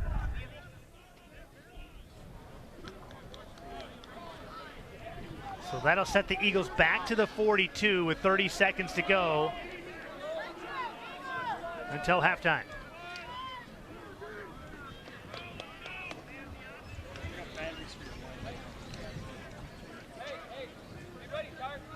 Now the officials having a little bit of a conference here. I wonder if this requires a 10-second runoff.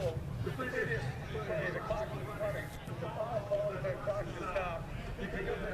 have a 10-second runoff.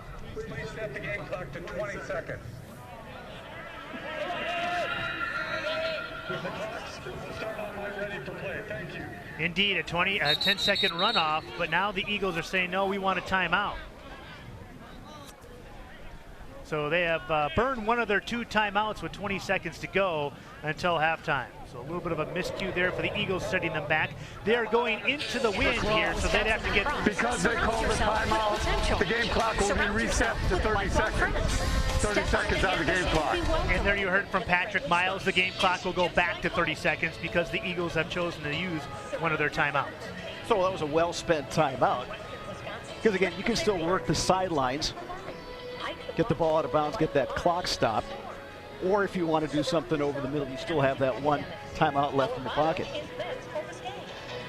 Now the Eagles are moving into the wind now, as you see the flag atop of Grandad Bluff, not blowing quite as hard down here at ground level on the stadium, but still, you figure the Eagles need to get a little closer to the goal line if they want to attempt a field goal going in this direction.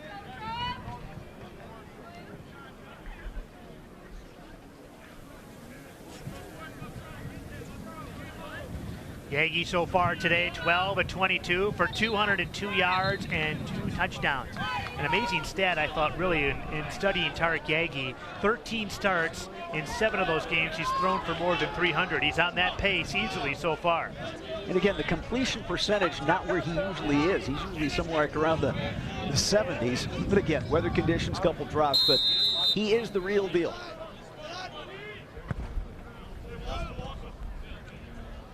So now 30 seconds to go until halftime. 3rd and 10 for UW-Eau from the 42.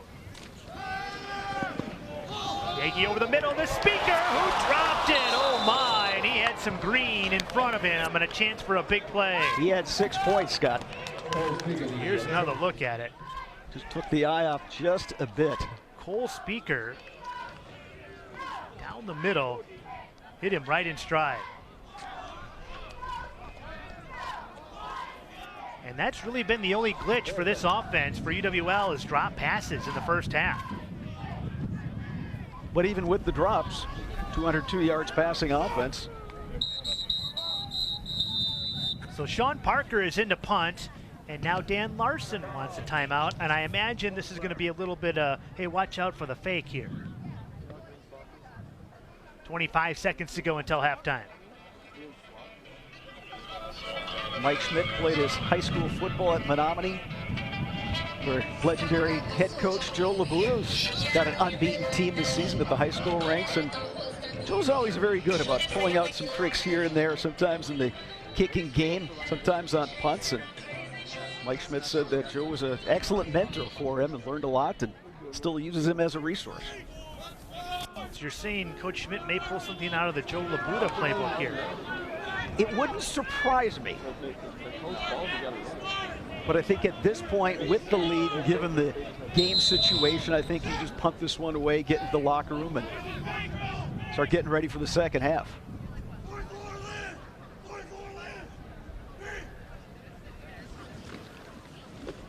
Parker does indeed boot it away towards the corner and hit an Eau Claire player, and the Eagles jump on it. A terrible break for the Blugolds, and it appears the Eagles have recovered after it hit the back of an Eau Claire player.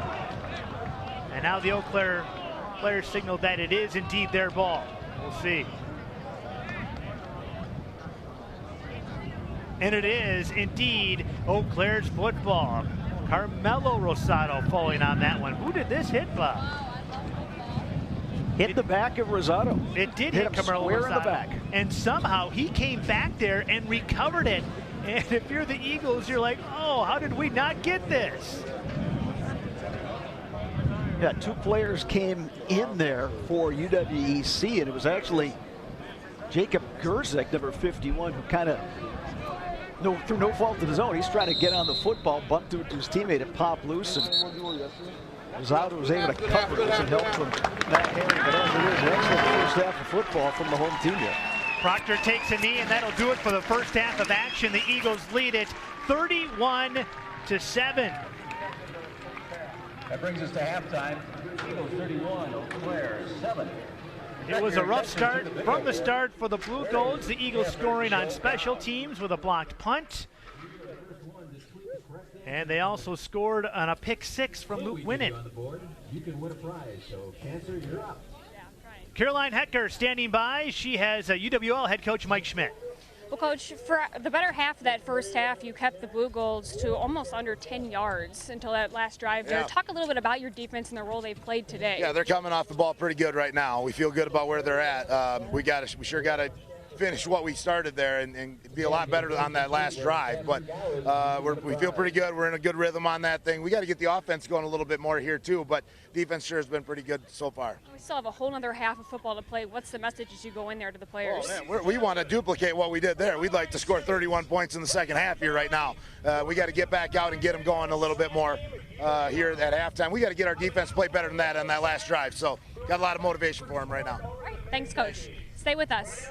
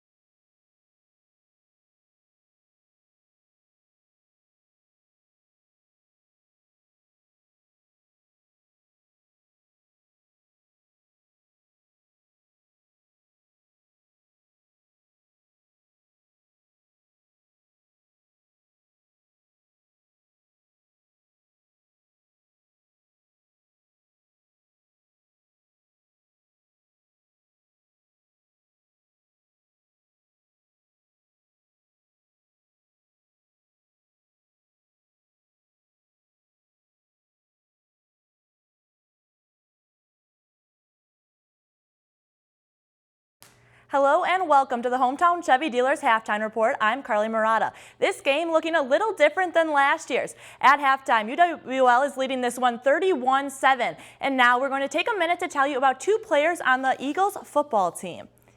Head coach Mike Schmidt refers to Oliver Vasanoia as a leader on the team and says his brother Walter is one of the hardest working players in the locker room. But what many people don't know about these talented brothers is that they came from UW-Eau from Finland, which begs a lot of questions. Here's more on their transition. Oliver and Walter Vasanoia came a long way to La Crosse, 4,186 miles to be exact, from their hometown of Vasa, Finland. But from a young age, football was in their blood. Both started playing at the same time at a really young age. Started playing flag football, and then we moved to junior football and played with the men's team. But we have as many years of playing experience each. After graduating high school, all Finnish men must enroll in the military. It can be anywhere from 6 to 12 months. And for Oliver, he got admitted to UW-Eau while he was there. When I got out, I had 8 months to really prepare my body to play college football. So I had to, regain some weight. I mean, obviously, I was still in pretty good shape from that. But I had to prepare my body a little bit differently for football. Coach McGlenn did a wonderful job via email, via telephone to sell lacrosse in our community on them, and those two brothers just love it here. We weren't really planning on coming to the same place, but UW La Crosse was at the top of my list just because Coach McGlenn was really so helpful. And then when Walter came here, he started telling me about what a great experience he had in spring ball and spring conditioning. And that really solidified it for me. And when it came to the game of football, they both could definitely tell a difference. It's faster. It's definitely faster. Like, players are smarter. They have better technique. Ball comes out faster. You just can't afford simple mistakes. I think it was a big jump, but they're two of our hardest workers. They're two of our best kids, to be honest with you. They're roommates. They share a room together off campus. They're just two wonderful guys that I don't think it affected them that much. And with any foreign student, it takes a little while to get acclimated. I called our quarterback, Tarek Yegi, and he could barely understand what I was saying, and he thought I was being super awkward, but I just hadn't spoke English for 2 months, so I think I sounded pretty awkward. Oliver and Walter know that it's time to get serious now, as the Eagles are undefeated and in first place in the conference. We're going into every game to win, and we know 4-0 or 5-0, that's not going to be good enough. It means everything to me. Right now, it's pretty much my life. I'm just very grateful for this opportunity. I'm basically living my dream right now. From La Crosse, I'm Carly Murata, WXOW News 19. Walter is set to graduate in December and plans on pursuing a master's degree back home in Finland. As for Oliver, he has 2 more years left with the Eagles and says he will also get his master's, but first on his list is to lose weight and fish. Highlights from the first half coming up after the break.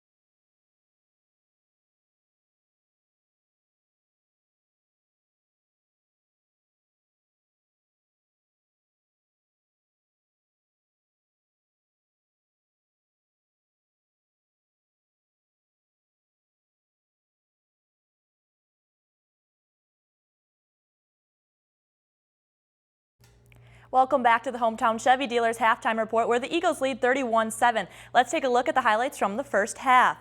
Eagles hosting the Blugolds at Roger Herring Stadium. Now let's get to the first quarter. Blugolds trying to move down the field and Brandon McCandis doing what he does best. He sacks Sten Hartog inside the 10-yard line and he leads the league in total sacks now at 6. And so the Blugolds are punting here and the kick is blocked. Cole Speaker, he recovers it and gets the touchdown, first touchdown from UW-Eau special teams, and the Eagles are up 7-0. More in the first half. Blugolds at the 20-yard line. Herring has the ball, and it's a fumble. Zilmer recovers the football for the Eagles. They take over at the 30-yard line here. And Yegi, he looks deep to Nick Holcomb, who makes the catch for the touchdown. Holcomb's 8th touchdown of the season. Now the Eagles taking over the game in the first quarter. Luke Winnan gets the interception, and it's a pick 6 for Winnan. And just like that, UWL is up early 21-0. Winnan's 2nd interception of the season. Moving to the second quarter, Yagi sees Speaker wide open, and he gets it into the end zone for the Eagles' 4th touchdown of the day. Eau Claire then, they get on the board here as Scott Proctor gets through the pile for the touchdown. And at the half, the Eagles are leading 31-7. Here are some key stats. A lot from the Eagles, not much from the Blugolds. Eagles have 2 sacks. Nick Holcomb's 8th touchdown of the season. Luke Winnan's 2nd interception. Eagles have 2 blocked kicks this game. And other games happening around the WXOW this afternoon include UW-Platteville taking on River Falls. Both of those teams won their conference openers. And Stevens Point is undefeated and taking on UW-Oshkosh. That game is at 1:30 p.m. UW-Oshkosh is undefeated. And finally, UW-Stout and UW-Whitewater battle at 2 p.m. They are both looking for their first win in conference. And stay with us, we're back after this. Being a part of the Chippewa Valley for a century is something we're proud of. To make ourselves stronger, we depend on each other. When Blugolds need experience, you gladly open your doors. When your loved ones need access to important resources, Blugolds are ready to help.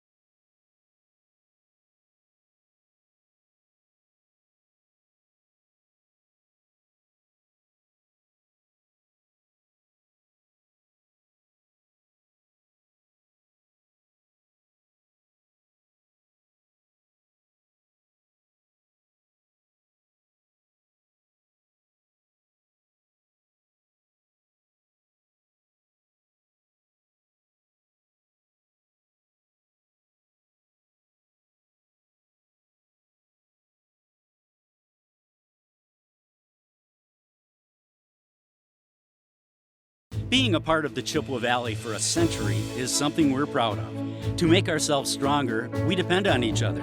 When Blugolds need experience, you gladly open your doors. When your loved ones need access to important resources, Blugolds are ready to help. When graduates need a place to cultivate their dreams, you support them. When we continue to improve our home, we do so together. Proud to learn here, live here, and invest here.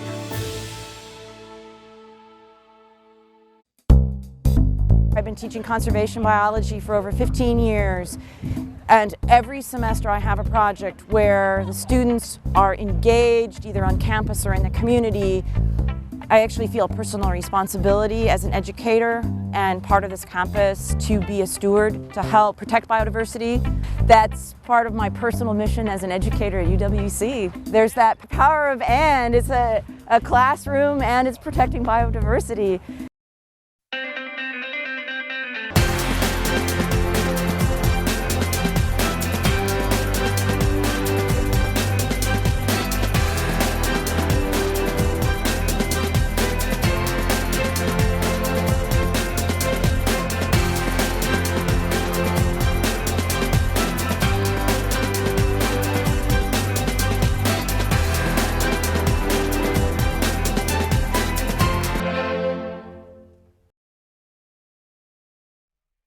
Welcome back to the Hometown Chevy Dealers Halftime Report, where the Eagles are leading the Blugolds 31-7. We are now just a few minutes away from the start of the second half here. Scott Emmerich and Bob Bredovich have the call at Roger Herring Stadium. I'm going to set it to them here for the start of the second half. Scott and Bob, take it over.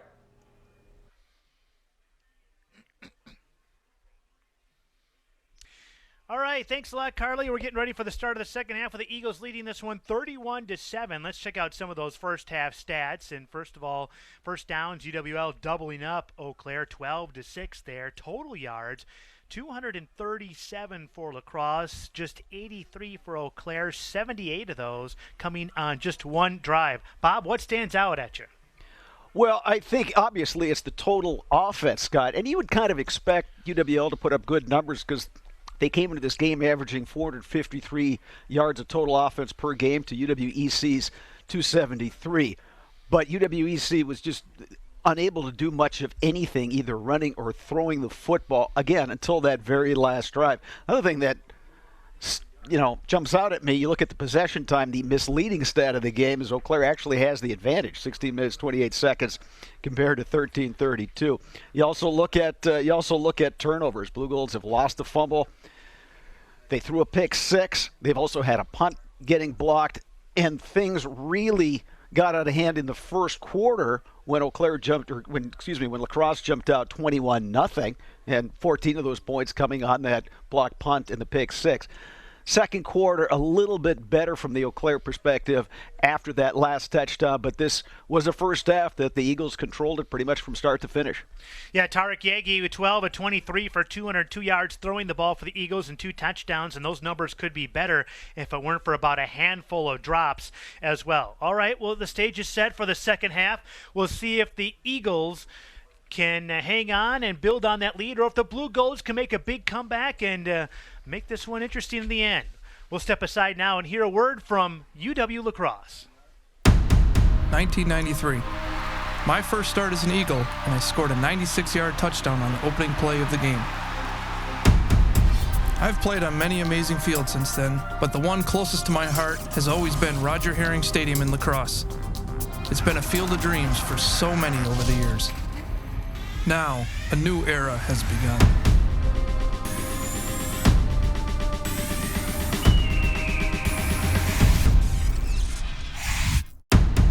(1995), the perfect year. Winning the national championship is an experience I'll never forget.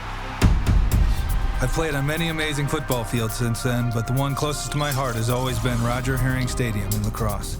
It's been a field of dreams for so many over the years. Now, a new era has begun.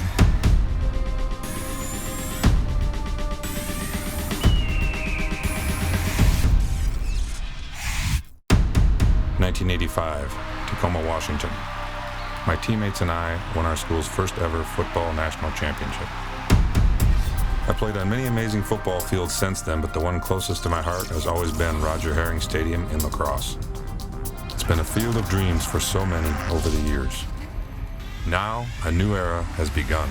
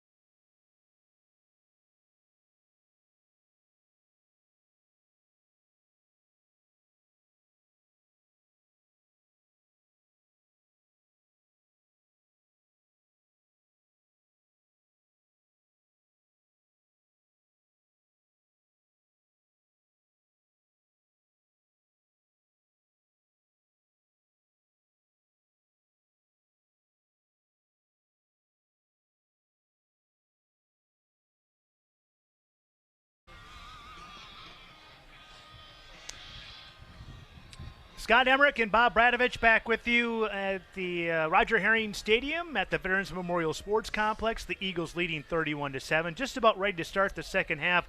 Caroline Hecker standing by on the sideline. She had a chance to catch up with Eau Claire head coach Dan Larson. Caroline? Well, Scott, I asked him about that quarterback change we saw in the first half. He said Den Hartog is not injured. He simply wasn't executing the game plan that was planned all week. And when anybody in any position, he says, isn't executing, they get pulled. And that's exactly what happened. He said we played as bad as we could possibly play in that first quarter. And they're not taking care of the ball or special teams. Two of the things he says they pride themselves on.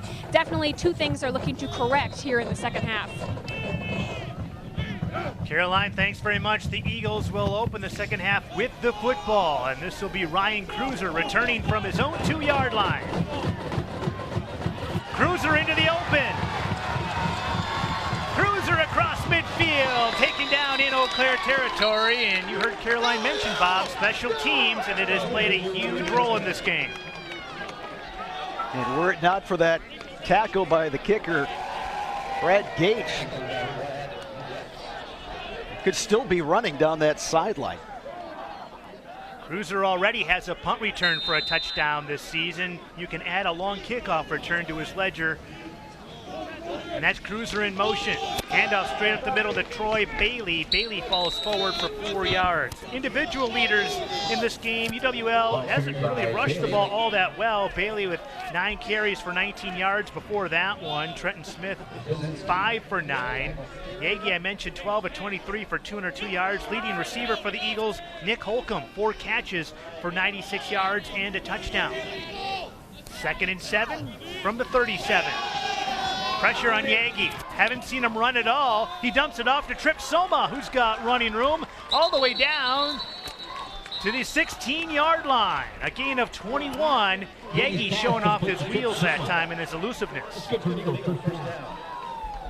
Had Caleb Stangler coming, trying to chase him down. Brzezinski as well, but Yagi just doing enough. And first completion to Trip Soma this football game. Cruiser in motion again. They fake the handoff, toss it over to Amos. Amos looking for some room along the sideline. Does well just to get 3 yards.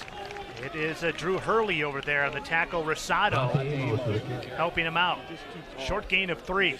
I'm going to go back to Caroline's chat with Dan Larson. When you sit a 3-year starting quarterback and a guy that has accounted for so much of your offense this year, it's one of those things that sends a message to the rest of the team that you're not playing well, you're not, again, as Caroline said, you're not executing the game plan, you're going to get pulled. And I think that's, we'll see if the team receives that message and how they respond after this play. Play clock now under 5 on 2nd and 7.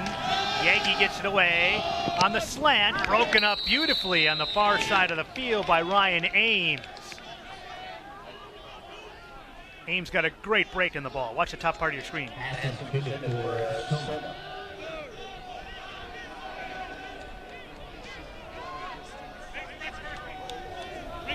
So 3rd down, and it's been tough going for the Eagle offense inside the red zone. The Blugolds have played rather well inside the 20.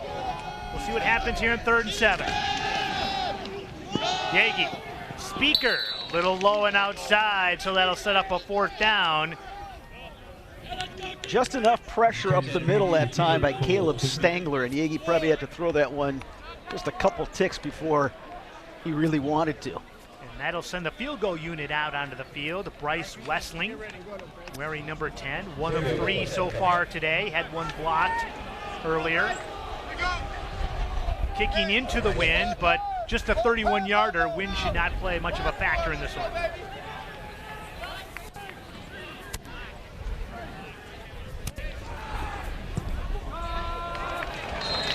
Wessling boots that one through, no good. Missing off wide to the right. A big miss for UW-Eau, and it's still 31-7 with 13:05 to go. We'll be right back.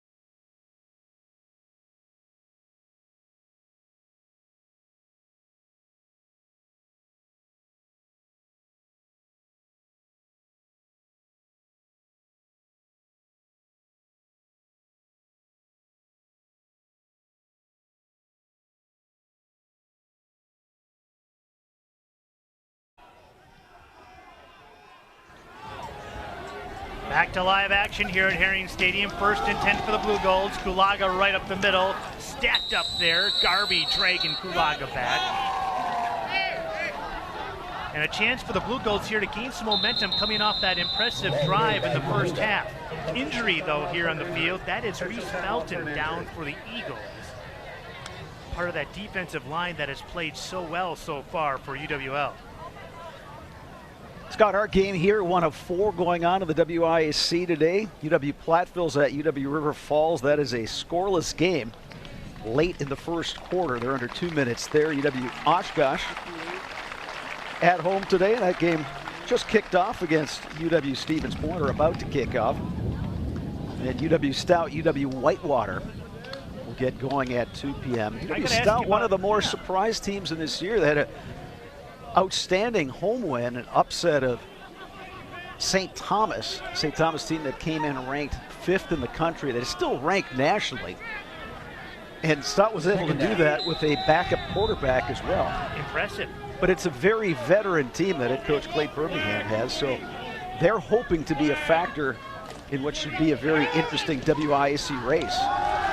Deshaun Evans with a handoff, and he gets first down yardage up to the 33-yard line. Back to Stout for a moment. When's the last time we saw a Stout team go to Whitewater where Stout is ranked nationally and Whitewater isn't? Yeah, very strange. And Whitewater, when you see them coming out and being a 1-3 team, now granted they lost to Oshkosh last week, which is the highest ranked of the WIAC team. So I think Whitewater will still be around at the end, but it's a unique situation. And some of those teams, River Falls is another team that, after watching them last week, that they're impressive. They can run the football. They've got some physical guys. And on first down, the handoff up the middle, and now some running room. And that is Antoine Moore for a gain of 7. And now the Blugolds offense starting to get some surge.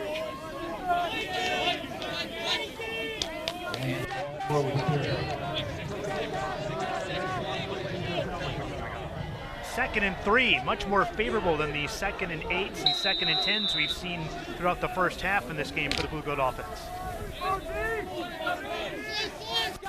A player we don't talk a whole lot about for UWEC is the tight end Ty McLaughlin, who wears number 38. Hasn't caught a whole lot of passes, but he's very effective as a blocker. Proctor looking deep for Evans. Did he make the catch? No! Colton Neiman and Leshawn Evans in a terrific battle for that ball, and Neiman was just able to knock it free at the last minute. Evans had his hands on it. You'll watch the replay here. But a good battle between wide receiver and defensive back. Just squirted out of there at the last second. So now 3rd and 3 for the Blugolds.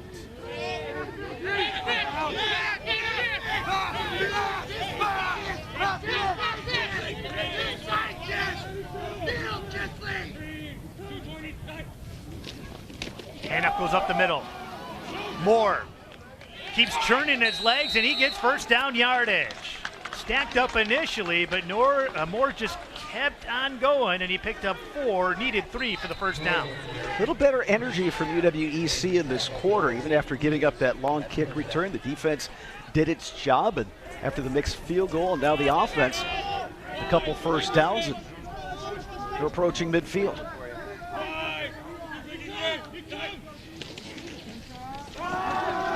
Proctor keeps it.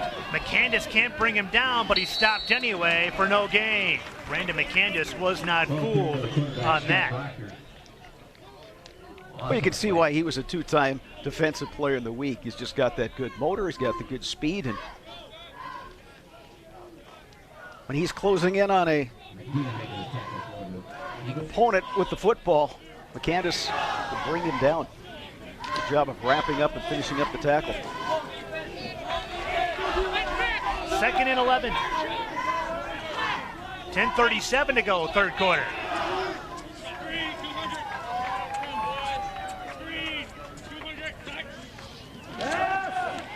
Proctor looking for Evans, intercepted. Another turnover, and it's Peter Kissling coming up with that one, his first interception of the season. Second pick of the game, thrown by UW-EC, the first by Proctor, and Proctor just stared down his receiver. Kissling made the break and got the pick. Kissling filling in for Ryan Weber today. Weber, an outstanding safety for UW-La Crosse, battling an ankle injury. And Kissling stepped in and he got the interception. So 1st and 10 Eagles. And the handoff going to Bailey, trying to break free, but no. Caleb Stangler once again on the tackle. Caleb Stangler has led that front seven for the Blugolds, and the Eagles have gotten nothing running the ball so far today. 5 yards, still the longest run for the Eagles, rushing the ball. Pressure coming, Yagi breaking through, flag on the play, and that pass is almost intercepted by Drew Hurley. But I think the Eagles are going to get flagged for holding. Flag on the play.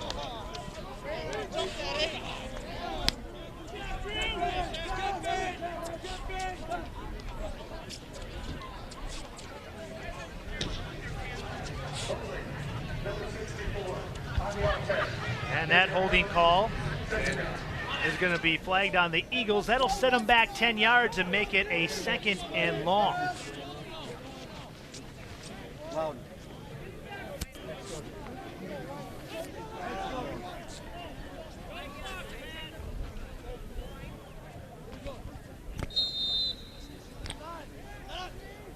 Second and 22 for the Eagles from their own 31-yard line.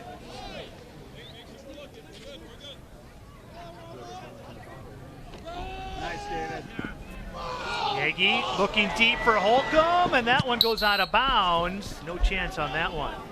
And Yagi hit the deck afterwards. Good pressure that time applied by Sam Romanski. Romanski gave him a pop and then took a look at the official, and the official kept the flag in the back pocket. Now 3rd and long. The Eagles need to get all the way to the Eau Claire 47-yard line for a first down. And here's the handoff. Trenton Smith, and the Eagles will just kind of take their medicine and set up their punter, Sean Parker. Ball carried by Trenton Smith. 56, Victor Martinelli on the tackle for the Blugolds, one of those young players, freshman out of Milton. Young player that Dan Larson and the defensive staff very high on, and Martinelli has seen a lot of playing time as a freshman. That Blugold defense is without a couple of key players. Charlie Brookshaw, defensive lineman, suffered a broken arm, and Cam Swenson, a safety, also not playing today for the Blugolds. Off to a good start here in the second half as the Blugold defense. Parker with a little short pooch kick into the wind. Takes a sideways bounce, and it'll be downed at the 44-yard line. So the Blugolds with good field position. 8:56 to go, third quarter. Eagles leading. We'll be right back.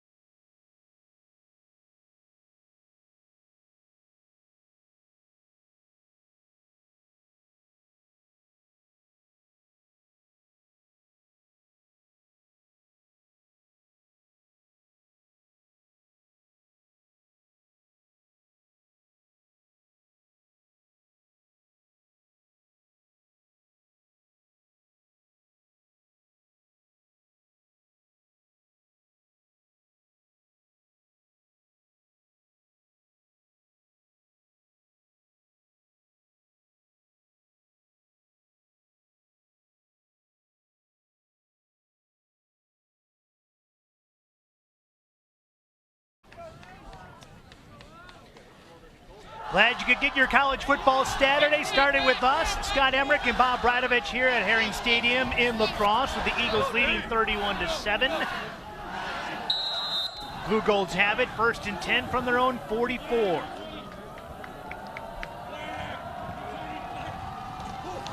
And Scott Proctor has been the quarterback since about the end of the first quarter. Hands off up the middle.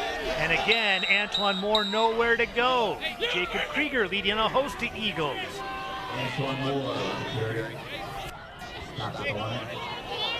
Moore checks out. Brian Kalaga back in for the Blugolds.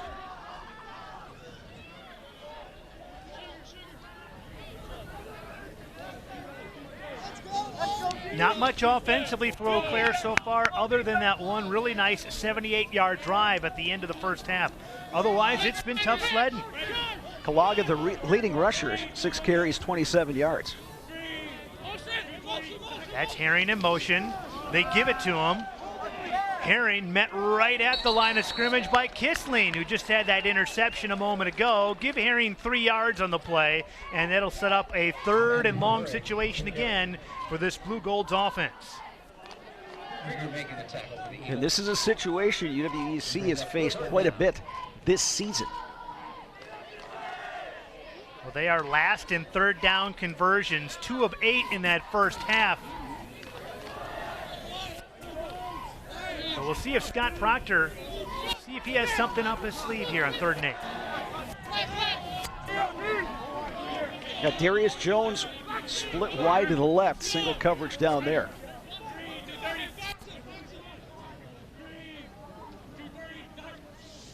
Eagles rush 4. Proctor over the middle. It is caught. First down, LeSean Evans into Eagles territory, and a gain of 10 yards. Nice little pitch and catch from Proctor, just the 3rd completion on the day for a Blugold quarterback. Did a very nice job setting his feet, stepping into that throw, and he got it out there to Evans with the little zip. So the Blugold drive continues, coming up on the 7-minute mark here in the 3rd quarter. Proctor keeps it. Brought down by Kissling after a nice gain of 5 on the play. So the Blugolds keep matriculating the ball down the field.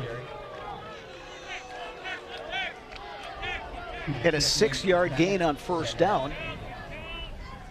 And again, now they're back into a manageable down and distance situation.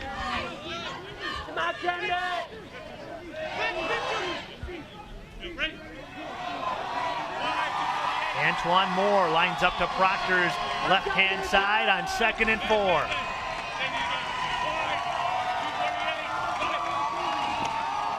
And it's Moore breaking free.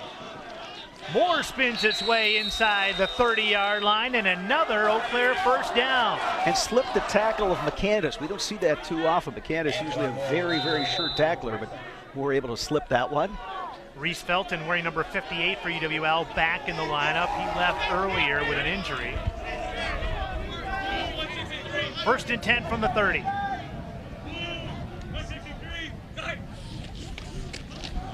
Moore, nowhere to go, and that is Krieger coming up from his linebacker position to drop Moore for a loss of 2. Again, that speed. We've talked about it from the start of this broadcast, but the speed of those linebackers, just able to get to ball carriers before they have a chance to even turn up the field. Yeah, not a very big UW-Eau defense. You mentioned McCandis, he's only 5'11", 200, playing defensive end. Jacob Woodgee at 5'9", 240, playing in the middle of that defense. But they hang their hat on their speed, that's for sure. 2nd and 12.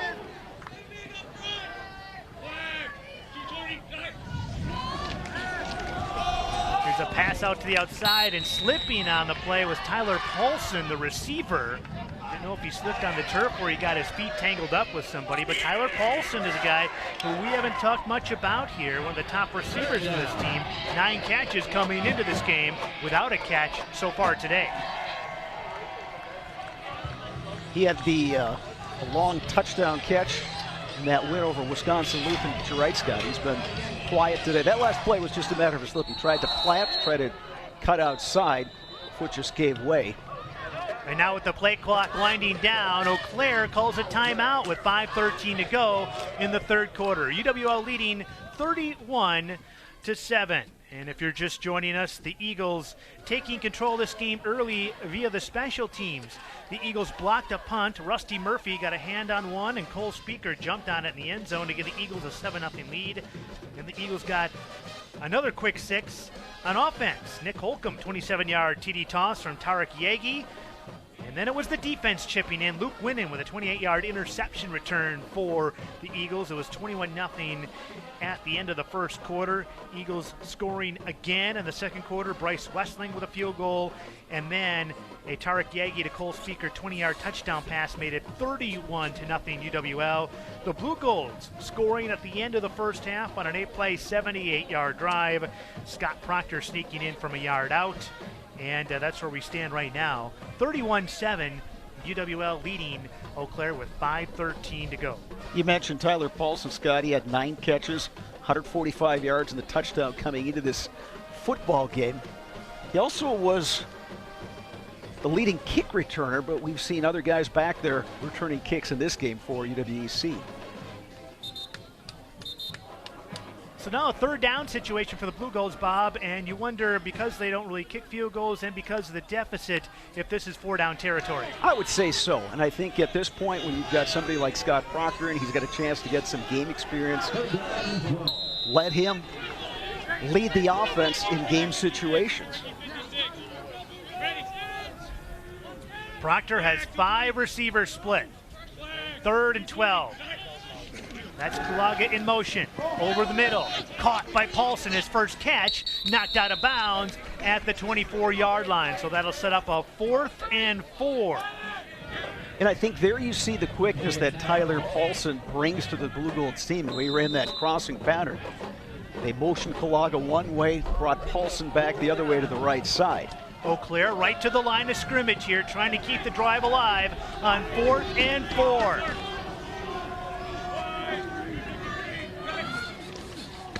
Up the middle, Kulaga, nowhere to go on 4th and 4, and the Eagles will take over. A little surprised by that. A little surprised, yeah, you're right. You would have thought maybe you run some read option, try to get to the outside, but they went off left tackle with Kulaga, just absolutely no running room. And that's been the case for most of the day, running the ball for the Blugolds.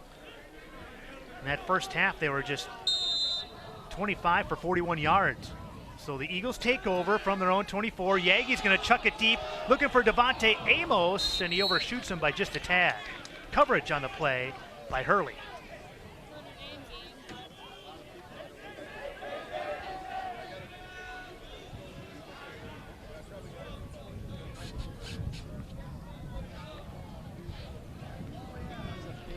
Second down, the Eagles certainly not dialing it back one bit, leading by 24 with 4:41 to go here in the third.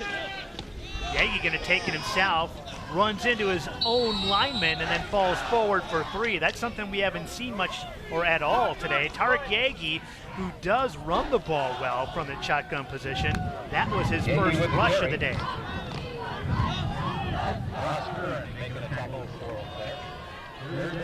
Yagi came into this game 43 rushes for a net of 158.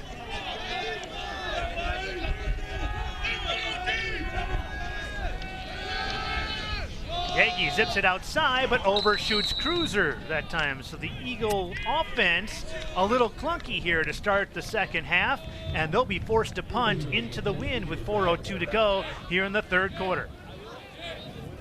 Dylan Kempen was the defensive back there, and he was just underneath enough, and Yagi couldn't throw that thing on a rope. He threw it, a little arc on it. That pass fell incomplete. You would think coming out of this, UW-EC should get some decent field position. Kempen backing up now to his own 35-yard line.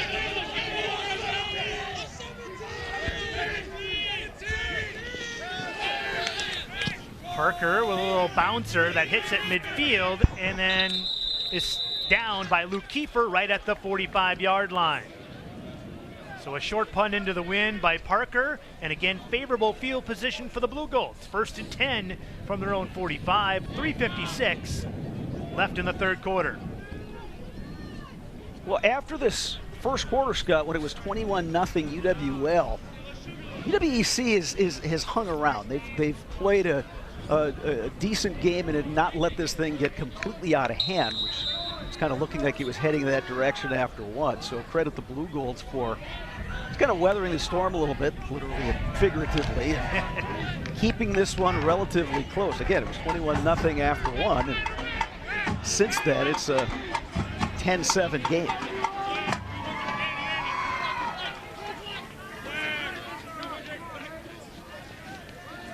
Moore takes the handoff. Moore to the outside for a nice gain of 7. Moore with the carry. That's his 9th carry. 9 carries, 21 yards, and tack on a few more. Tack on 7 more for Antoine Moore.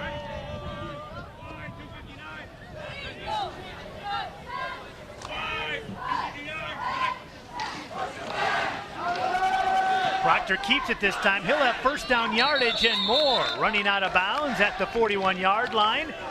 And a first down for the Blugolds. We now seem to have found a little bit of a rhythm on offense. 41, Blugold first down. Well, that time on the read option, Candace went inside with the ball with Kalaga, just allowed Scott Proctor to get to the outside, turned it upfield, showed some nice speed. Another first down for the Blugolds.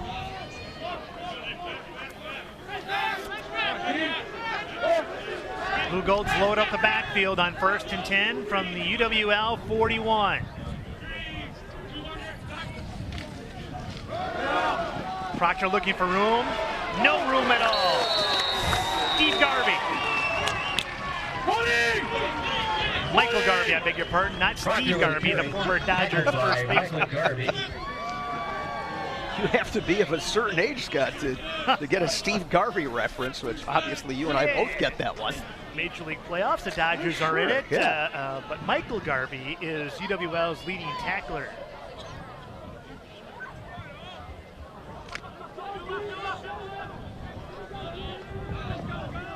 A play where Proctor was just trying to make something happen. There was nothing there up the middle, wanted to bounce it outside. Garvey was right there and took him down for a loss. Proctor drops the ball. It's loose, and he's brought down for another big loss. Zach Zilmer will get credit for a tackle for a loss, but that time Proctor just dropped the ball. It's one of those moments where Coach Larson was telling us they get something going, and then something like that happens. They just kind of shoot themselves in the foot. That was the phrase that came up when I talked to Dan this past week. It's just, these are the kind of things that are happening. They'll have a promising drive,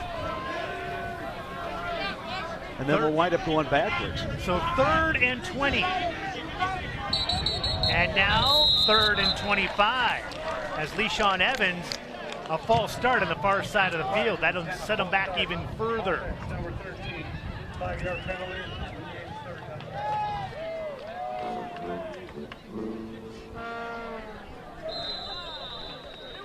There was a drive last week in the game against River Falls, and again in a situation where Eau Claire was in a position to close the gap. They had a 16-play drive, and right at the end they wound up going backwards. Similar situation to this, they wound up having to punt. You don't often see a 16-play drive that ends with a punt. Well, they began this drive at their own 45. Now they're all the way back to their own 44. Over the middle, caught. Kulaga slips a tackle, but is dragged down at the 49-yard line of La Crosse. And I'm guessing the Blugolds will end up punting this one with the wind at their back and just under a minute to go here in the 3rd quarter.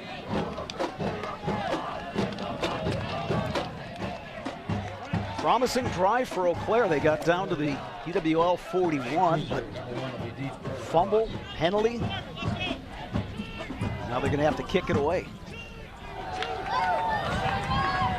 Cruiser standing back at his own 10-yard line. Gage with a nice high punt to let it land inside the 5 and into the end zone.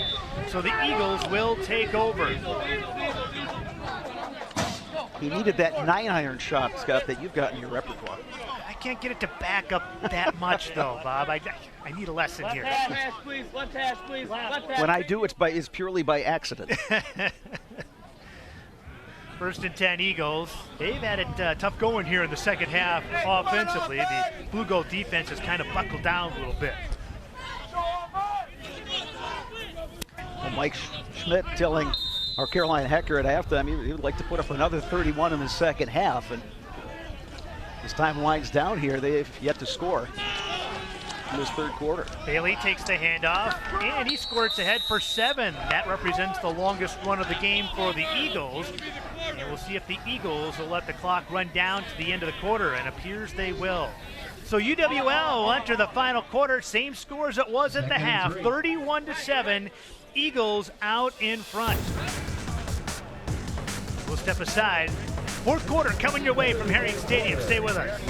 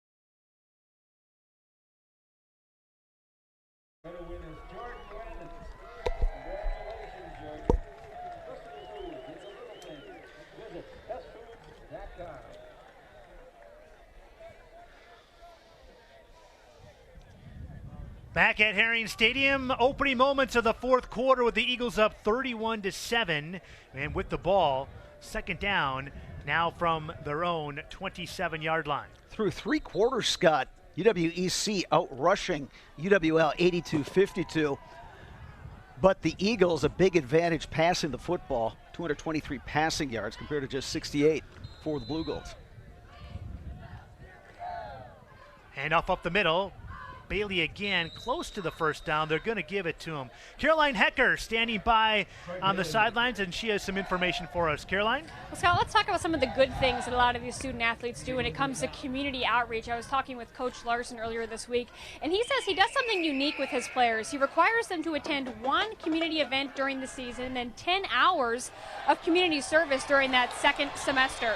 That's all in an effort to kind of help break down the wall between student athletes and the community. He says it's a great thing to kind of break down those barriers. You don't know what kind of experiences people may have had with student athletes, whether it be bullying or in a negative way. So he says it's really nice to have his players out in the community, shedding some good light on all the things that they do off the field. Caroline, great story. Thanks for that. And while you were speaking, Tarek Yagi and Ryan Cruiser were connecting on a 35-yard pass down to the 35-yard line. Bailey bounced into the outside with some room. Troy Bailey, touchdown!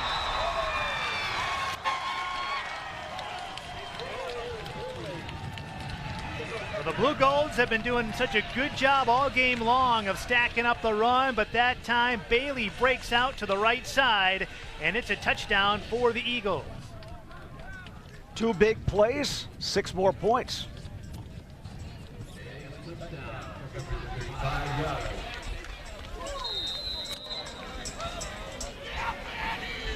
Bryce Wessling on to add the extra point.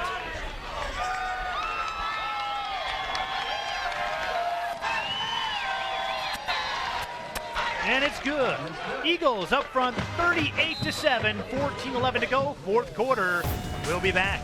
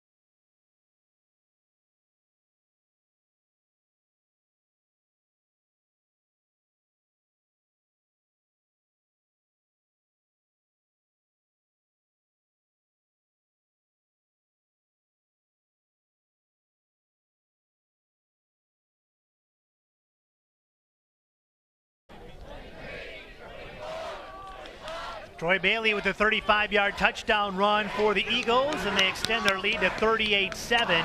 14-11 to go in the fourth quarter. Bailey now 14 carries for 66 yards. Average of 4.7. Leading ground gainer for UW-Eau in this game. Well, the Blugolds defense had done such a good job in that third quarter, holding the Eagles to just 38 total yards. But then on basically 2 plays, they allow the Eagles to go 70 yards for a score. Pagos on the kick.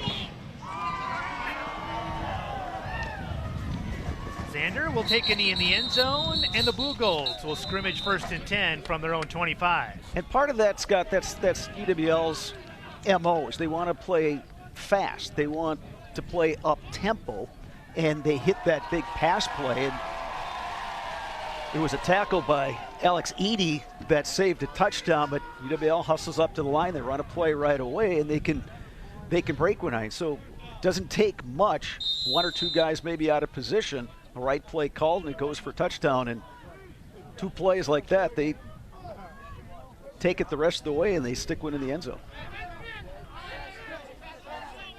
So 1st and 10 Blugolds from their own 25.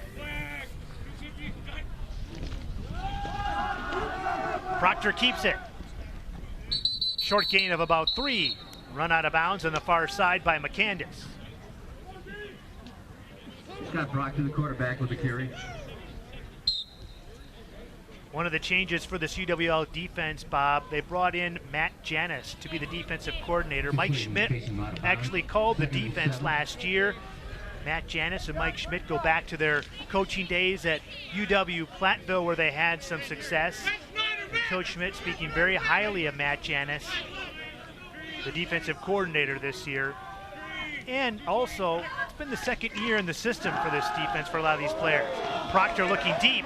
Coming back and making a nice catch is Jones, and he breaks free. And finally dragged down at the 31-yard line. A big gain that time for the Blugolds into into La Crosse territory. Great job by Darius Jones coming back for the football. All for 31, first down for the player.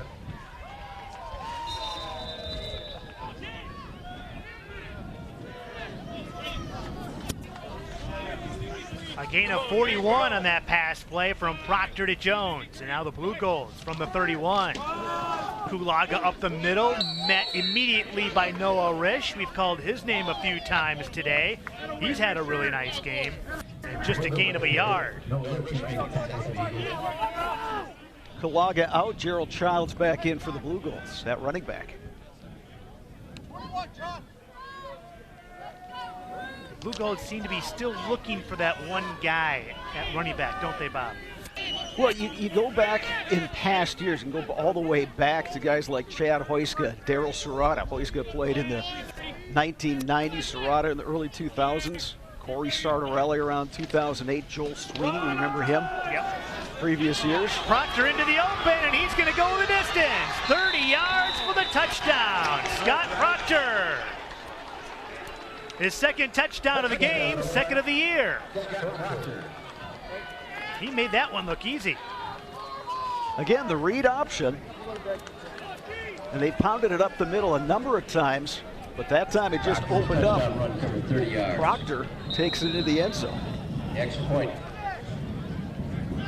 Gage on to attempt the point after.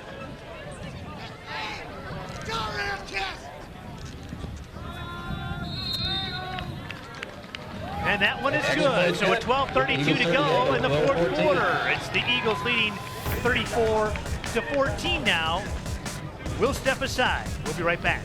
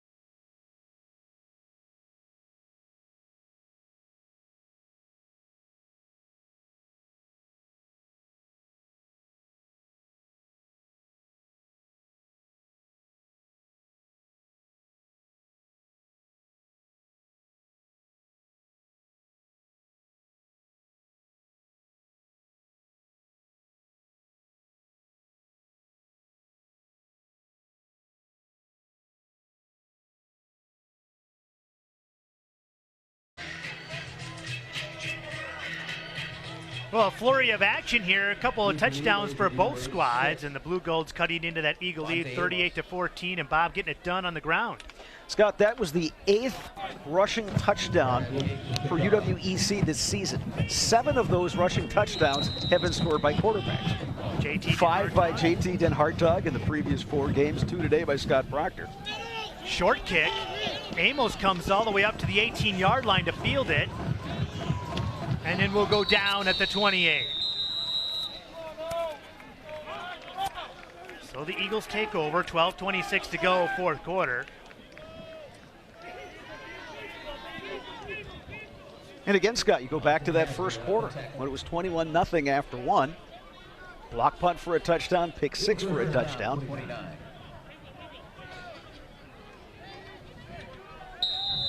So I think when you look at UW-EC, I think you can build on some things, especially on the defensive side. But again, it's those crucial mistakes at the absolute worst time that's been a problem for this team all season. Yagi, he wants to throw it deep. And that one not even close, and Yagi took a big-time shot. I believe it was Caleb Stangler in there, and he stayed down for a little bit. Stangler breaking free at a free, clean hit on Tarek Yagi, and that ball was underthrown.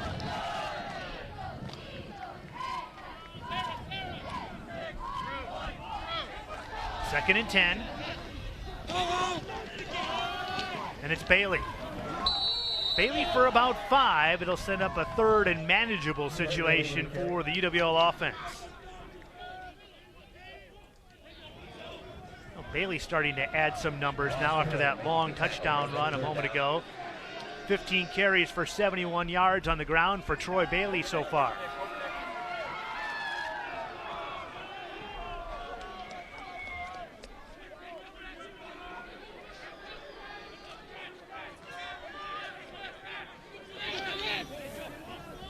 Play clock under 10. Yagi gonna go deep again. Looking for Holcomb. Just off his fingertips. And Yagi down again. And that time it was Sam Bookberger applying the pressure. So fourth down, and it looks like the Eagles will have to punt. And Ryan Ames on the coverage that time on Holcomb, and Ames doing a good job of running with the receiver. Holcomb so close to catch now, is just a little bit overthrown, and Yagi a little slow coming off the field. Take a couple shots in that on this drive here.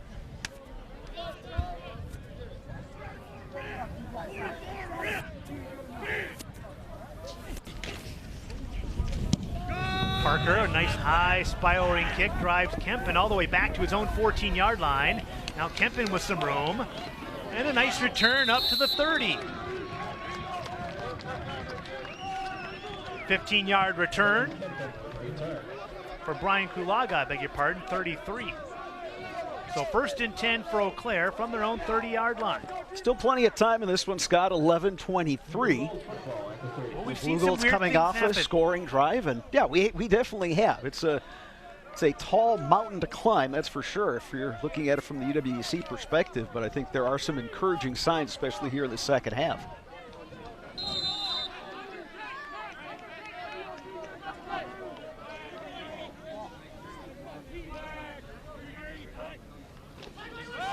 Proctor keeps it again on the read option, this time going nowhere. Not fooled that time was Peter Kissling, who has stepped up and played a really nice game. Boy, Kissling, talk about reading your keys. Stayed with the quarterback, and there again, it's that speed from the defensive backfield as well as that linebacker position. Kissling and Winnan have both played really nicely today for UW-Eau, both UW-Eau starting safeties. Kissling replacing the injured Ryan Weber today. Second and 14.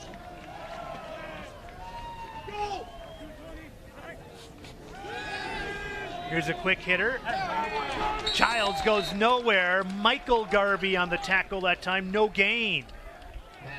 That'll bring up a 3rd and long now for the Blugolds. Gerald Childs with his first catch of the game.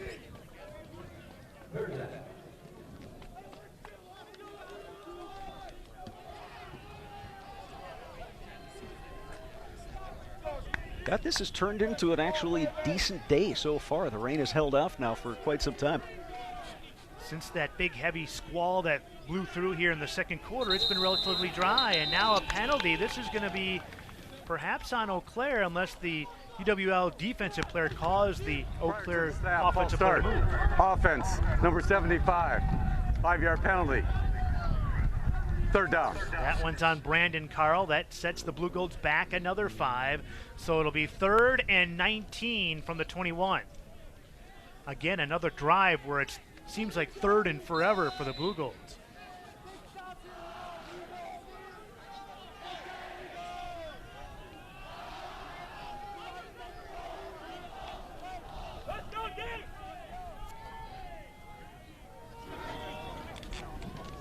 Fake the handoff to Kalaga. Proctor now into the open. Brought down after a gain of 13. Colton Neiman on the far side of the field with the tackle that time, so it'll be 4th and 8. Here's another look at it.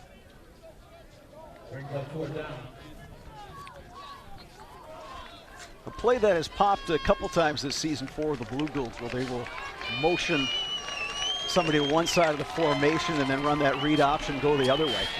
So on 4th and 8 from their own 32, the Blugolds are going to go for it. Down by 24 points with 9 minutes to go. Why not? They need to get to the 40-yard line for a first down. Proctor to the corner. It is caught, but short of the first down is Jones. He caught the ball right at the 40-yard line, but then gave up yardage on his own, and he ends up a yard short. We're going to take a timeout. The Eagles will take over from the Eau Claire 39. We'll be right back.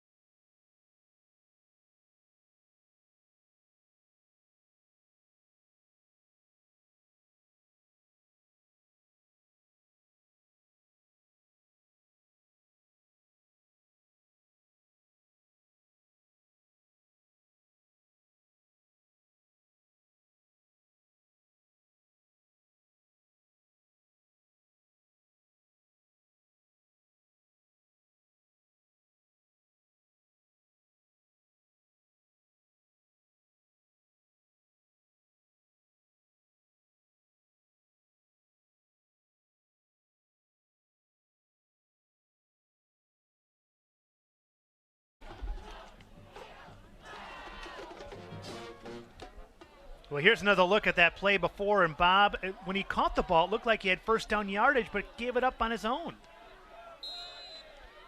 Yeah, he just came back for there's one situation where you've got to get the first down for. You got to get past that first down marker and then make the catch. But part of the learning experience when you're dealing with young players, Darius Jones, a promising freshman, but again, still a freshman. Offense, number 68, 5-yard penalty, first down.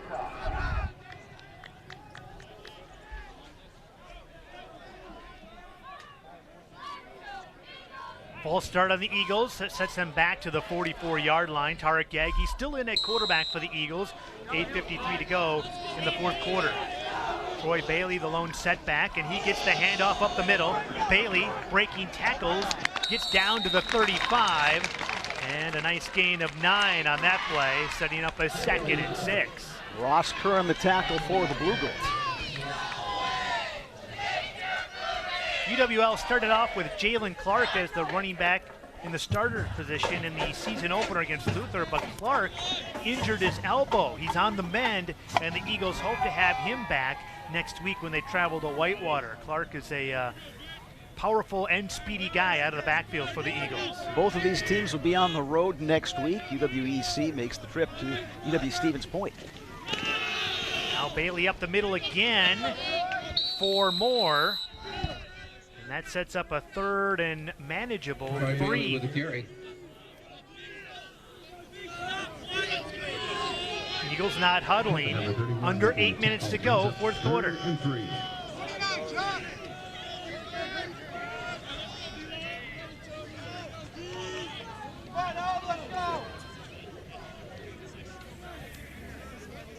Yagi waiting for the signal from the sideline.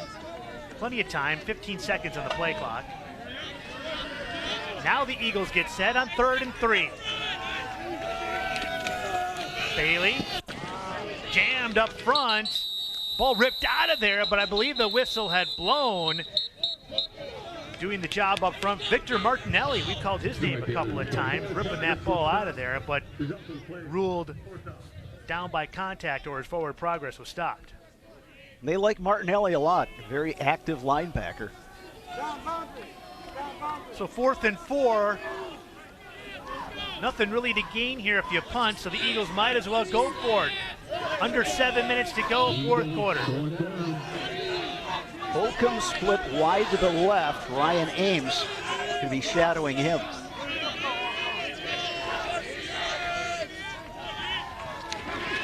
Blitz coming. Yagi looking for Holcomb, who's wide open. Touchdown, Eagles.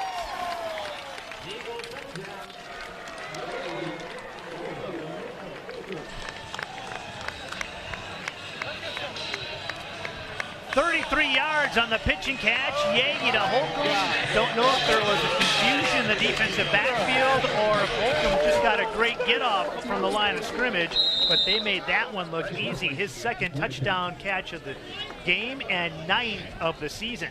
Gave him the double move that time, Scott. And Yagi did a nice job looking right to start, then came back left, and Holcomb was open down the sideline. Wesleyan adds the extra point, and the Eagles extending their lead. 45-14. We'll step aside. Check that. We'll keep it right here, Bob. Talk a little bit more about that touchdown.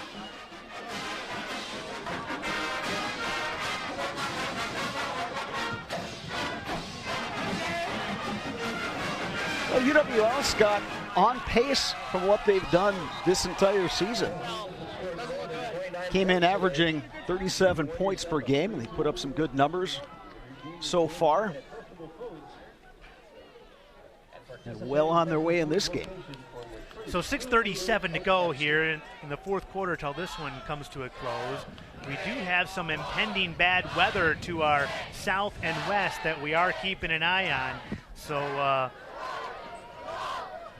we'll see if that might have any sort of disruption to this game. But you can imagine that at least the Eagles will want to get this one over with quickly. Michael Paco to kick off. Pacos to kick.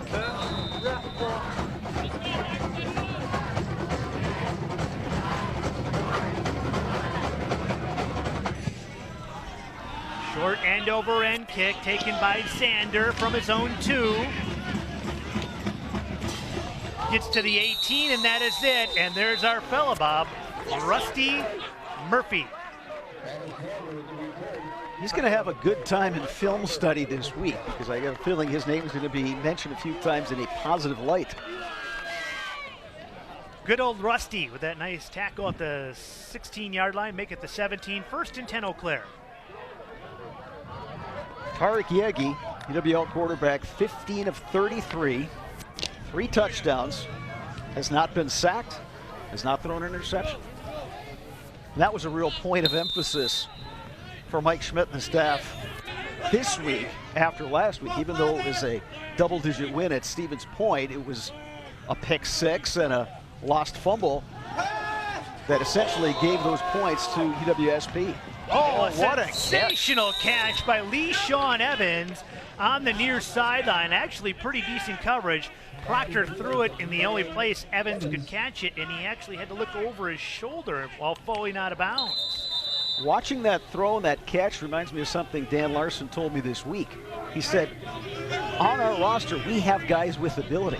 It's just a matter of getting these guys to play up to their ability in a consistent basis. That was a gain of 25. Kulaga breaking free and battles his way for 8 to the 49-yard line. Dan Larson wants his team to hurry up. Very emphatic from the sideline. Dan Larson still the offensive play caller for UW-EC. He was the offensive coordinator up at Minnesota Duluth prior to taking the job at his alma mater. And a former UW-Eau Claire player as well. Proctor trying to get the edge. Out of bounds at the 46-yard line. Eagles have some reserves in there now. Noah Schober running him out. Noah Schober, young man out of Eau Claire. Played his high school football at Eau Claire Regis.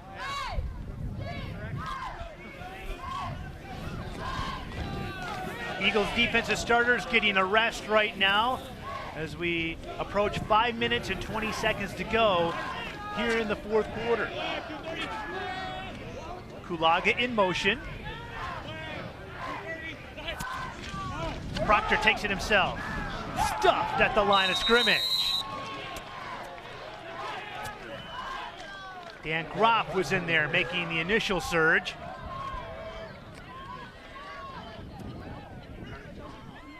Second and long.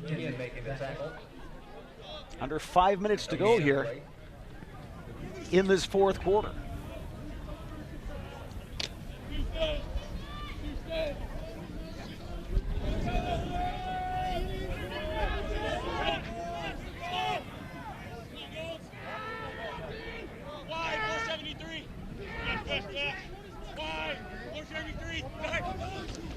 Here's the give to Paulson. Paulson trying to get the edge. Great juke move. And he ends up with just 5 on it. But Tyler Paulson on the run.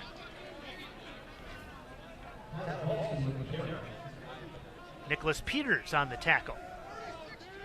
Now the field illuminated in some bright sunshine. We'll enjoy it for now because I think in about 10 or 15 minutes we're expecting a heavy rainfall to occur here.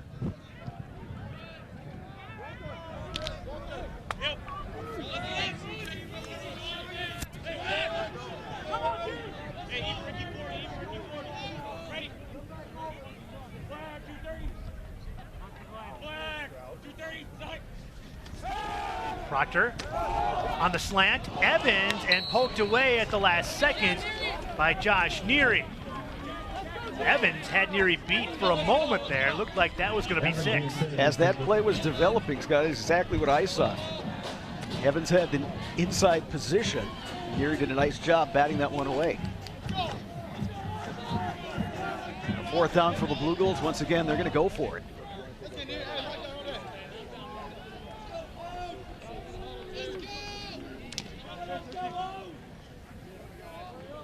.341 to go, fourth quarter. 4th and 6.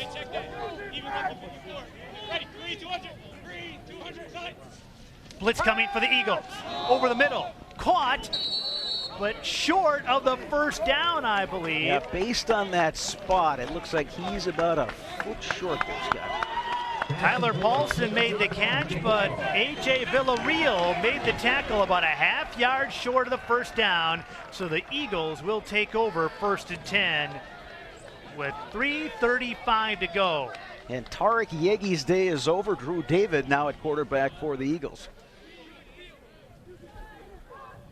And a new running back for the Eagles as well. Number 29, Kobe Vines, is checked into the lineup.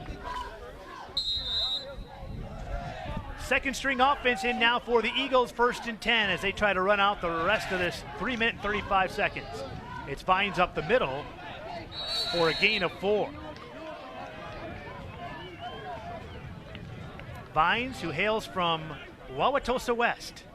I had to throw that in there. You know anybody else who's from Wauwatosa West, Bob? I believe it's the gentleman standing to my right. And our director, Mitch Motes. Oh, Mitch is a Tosa West guy, He too. is. Okay, there you go. Mitch Motes and myself were cheering for Kobe Vines. Hurry up, hurry up. Good to see a fellow Tosa West Trojan making his mark out here in the field today.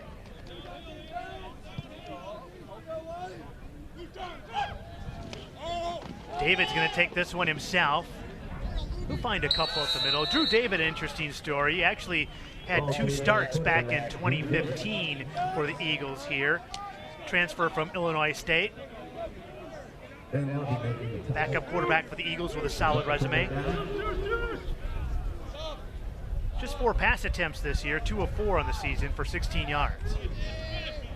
Yegi, a transfer as well. And JT Den Hartog, the starter for Eau Claire, used to be at Minnesota Duluth. So when you're at the Division III level, this is the kind of thing you do. You try to hit the, you try to hit the population centers. You try to hit the Milwaukees and the Twin Cities, and in cases in the Chicago area and things like that, Fox Valley, and try to recruit your own backyard too. But if you can get someone to transfer in, someone who's been playing at, or who's been on a roster at a higher level that can help you out, you certainly welcome those players, and they can certainly make a big difference in a program. Drew David with the first down there. The clock keeps rolling, and now the Eagles can just take a knee if they feel like it and close this one out. Hi, Scott. I'm sure you've heard the same thing too when you talk to players, but a lot of times guys say that, sometimes when they're coming up through the ranks, they want to get that scholarship. They think that's really the greatest thing, and they realize that you can't have the same kind of balance in your life that you can when you are at the Division III level. And so sometimes they realize, hey, this is really a good place to be, and you can get a great education and play football and make your contacts, make friends, and it's a good thing for the rest of your life. That was Owen England on the carry. You're absolutely right, Bob. A lot of these teams at the Division III level, they rely on transfers who kind of test the waters at the Division I, Division II level, find it's not for them, and they still find a home here at the Division III level. Which is not to say that you don't have to make the commitment, because you do. You put in a lot of time as a Division III athlete, but you're doing it because this is what you love doing, this is what you want to continue doing, and you want to keep playing competitively, and this is a great option for a lot of student athletes, not just in football, but across the board at all these athletic programs at both these universities. England getting the carry again, and he navigates his way for a first down. And that should probably do it. 35 seconds to go. And the Eagles are going to walk off the field with their 5th win of the season, 5-0, matching the 5-0 start they had last year. Mike Schmidt, the only UWL football coach in school history to begin his career with a 5-0 record. He did that last season, and now he matches that this year. And it's what they do from here on out that will be key. 45-14, the Eagles over Eau Claire. We'll step aside. We'll be right back at Herring Stadium in a moment.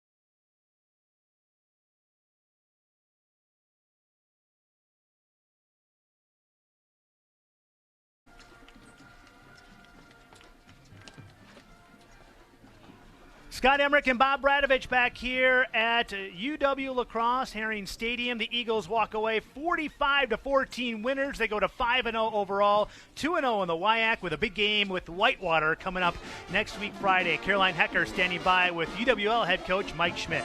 Coach, a lot of good things happening today. What did you really like that you saw? Well, geez, we came out and played great on special teams right off the bat. Our defense played a tremendous first half. Hard to keep that kind of intensity up. They played a heck of a game in really in the second half. Did a great job against us, but you know what's really nice to see is that our programs start about the same spot. We get hired a couple months apart, you know, right in there, and to get that kind of separation in year one, that's really encouraging for our team and our program moving forward in the future. How do you use this as momentum moving forward in the rest of the season? Well, we've got a big one coming up now. We're playing for first place down at Whitewater on Friday night. So I don't know that we need any more motivation. I don't know that we need anything else other than playing for first place at Whitewater Friday night down there. And that's encouraging. This is a nice win. But what's good about it, too, is that there's a lot of really teachable stuff on there. I don't think the stuff that we did bad was stuff that we can't fix and can't correct moving forward. All right, thanks, Coach. Congrats. All right, Scott, back to you. Caroline, thanks very much. We'll be back to wrap things up from Herring Stadium and send you on your way to Notre Dame, North Carolina, right after this timeout.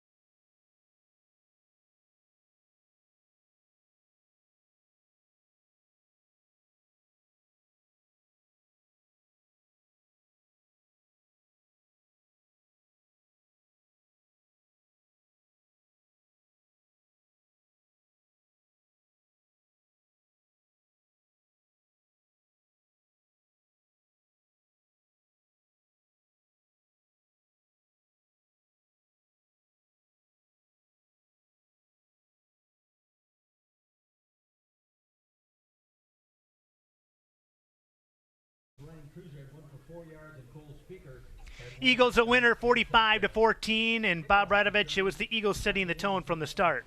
That they did, Scott. They got out to a quick lead on a block punt. They also had a pick six in that first quarter, up 21-0 after one. Big advantage for La Crosse in this game in terms of passing, 290 yards to 146. Turnovers, also a big story. UW-EC turned it over 3 times, including the pick six. UW-Eau did not have a turnover. Bob, great work with you again. Glad you could make the trip down to Eau Claire. And thanks to Carly Murata back up in the studio, Caroline Hecker down in the field, Mitch Moats in the truck here and his all-star crew, and Lindsay Zess pushing the buttons back in the studio up on the hill in La Crescent. That'll do it here from Roger Herring Stadium in La Crosse. The final once again, UWL 45, UW-Eau Claire 14. Good afternoon, everyone. Enjoy your college football Saturday.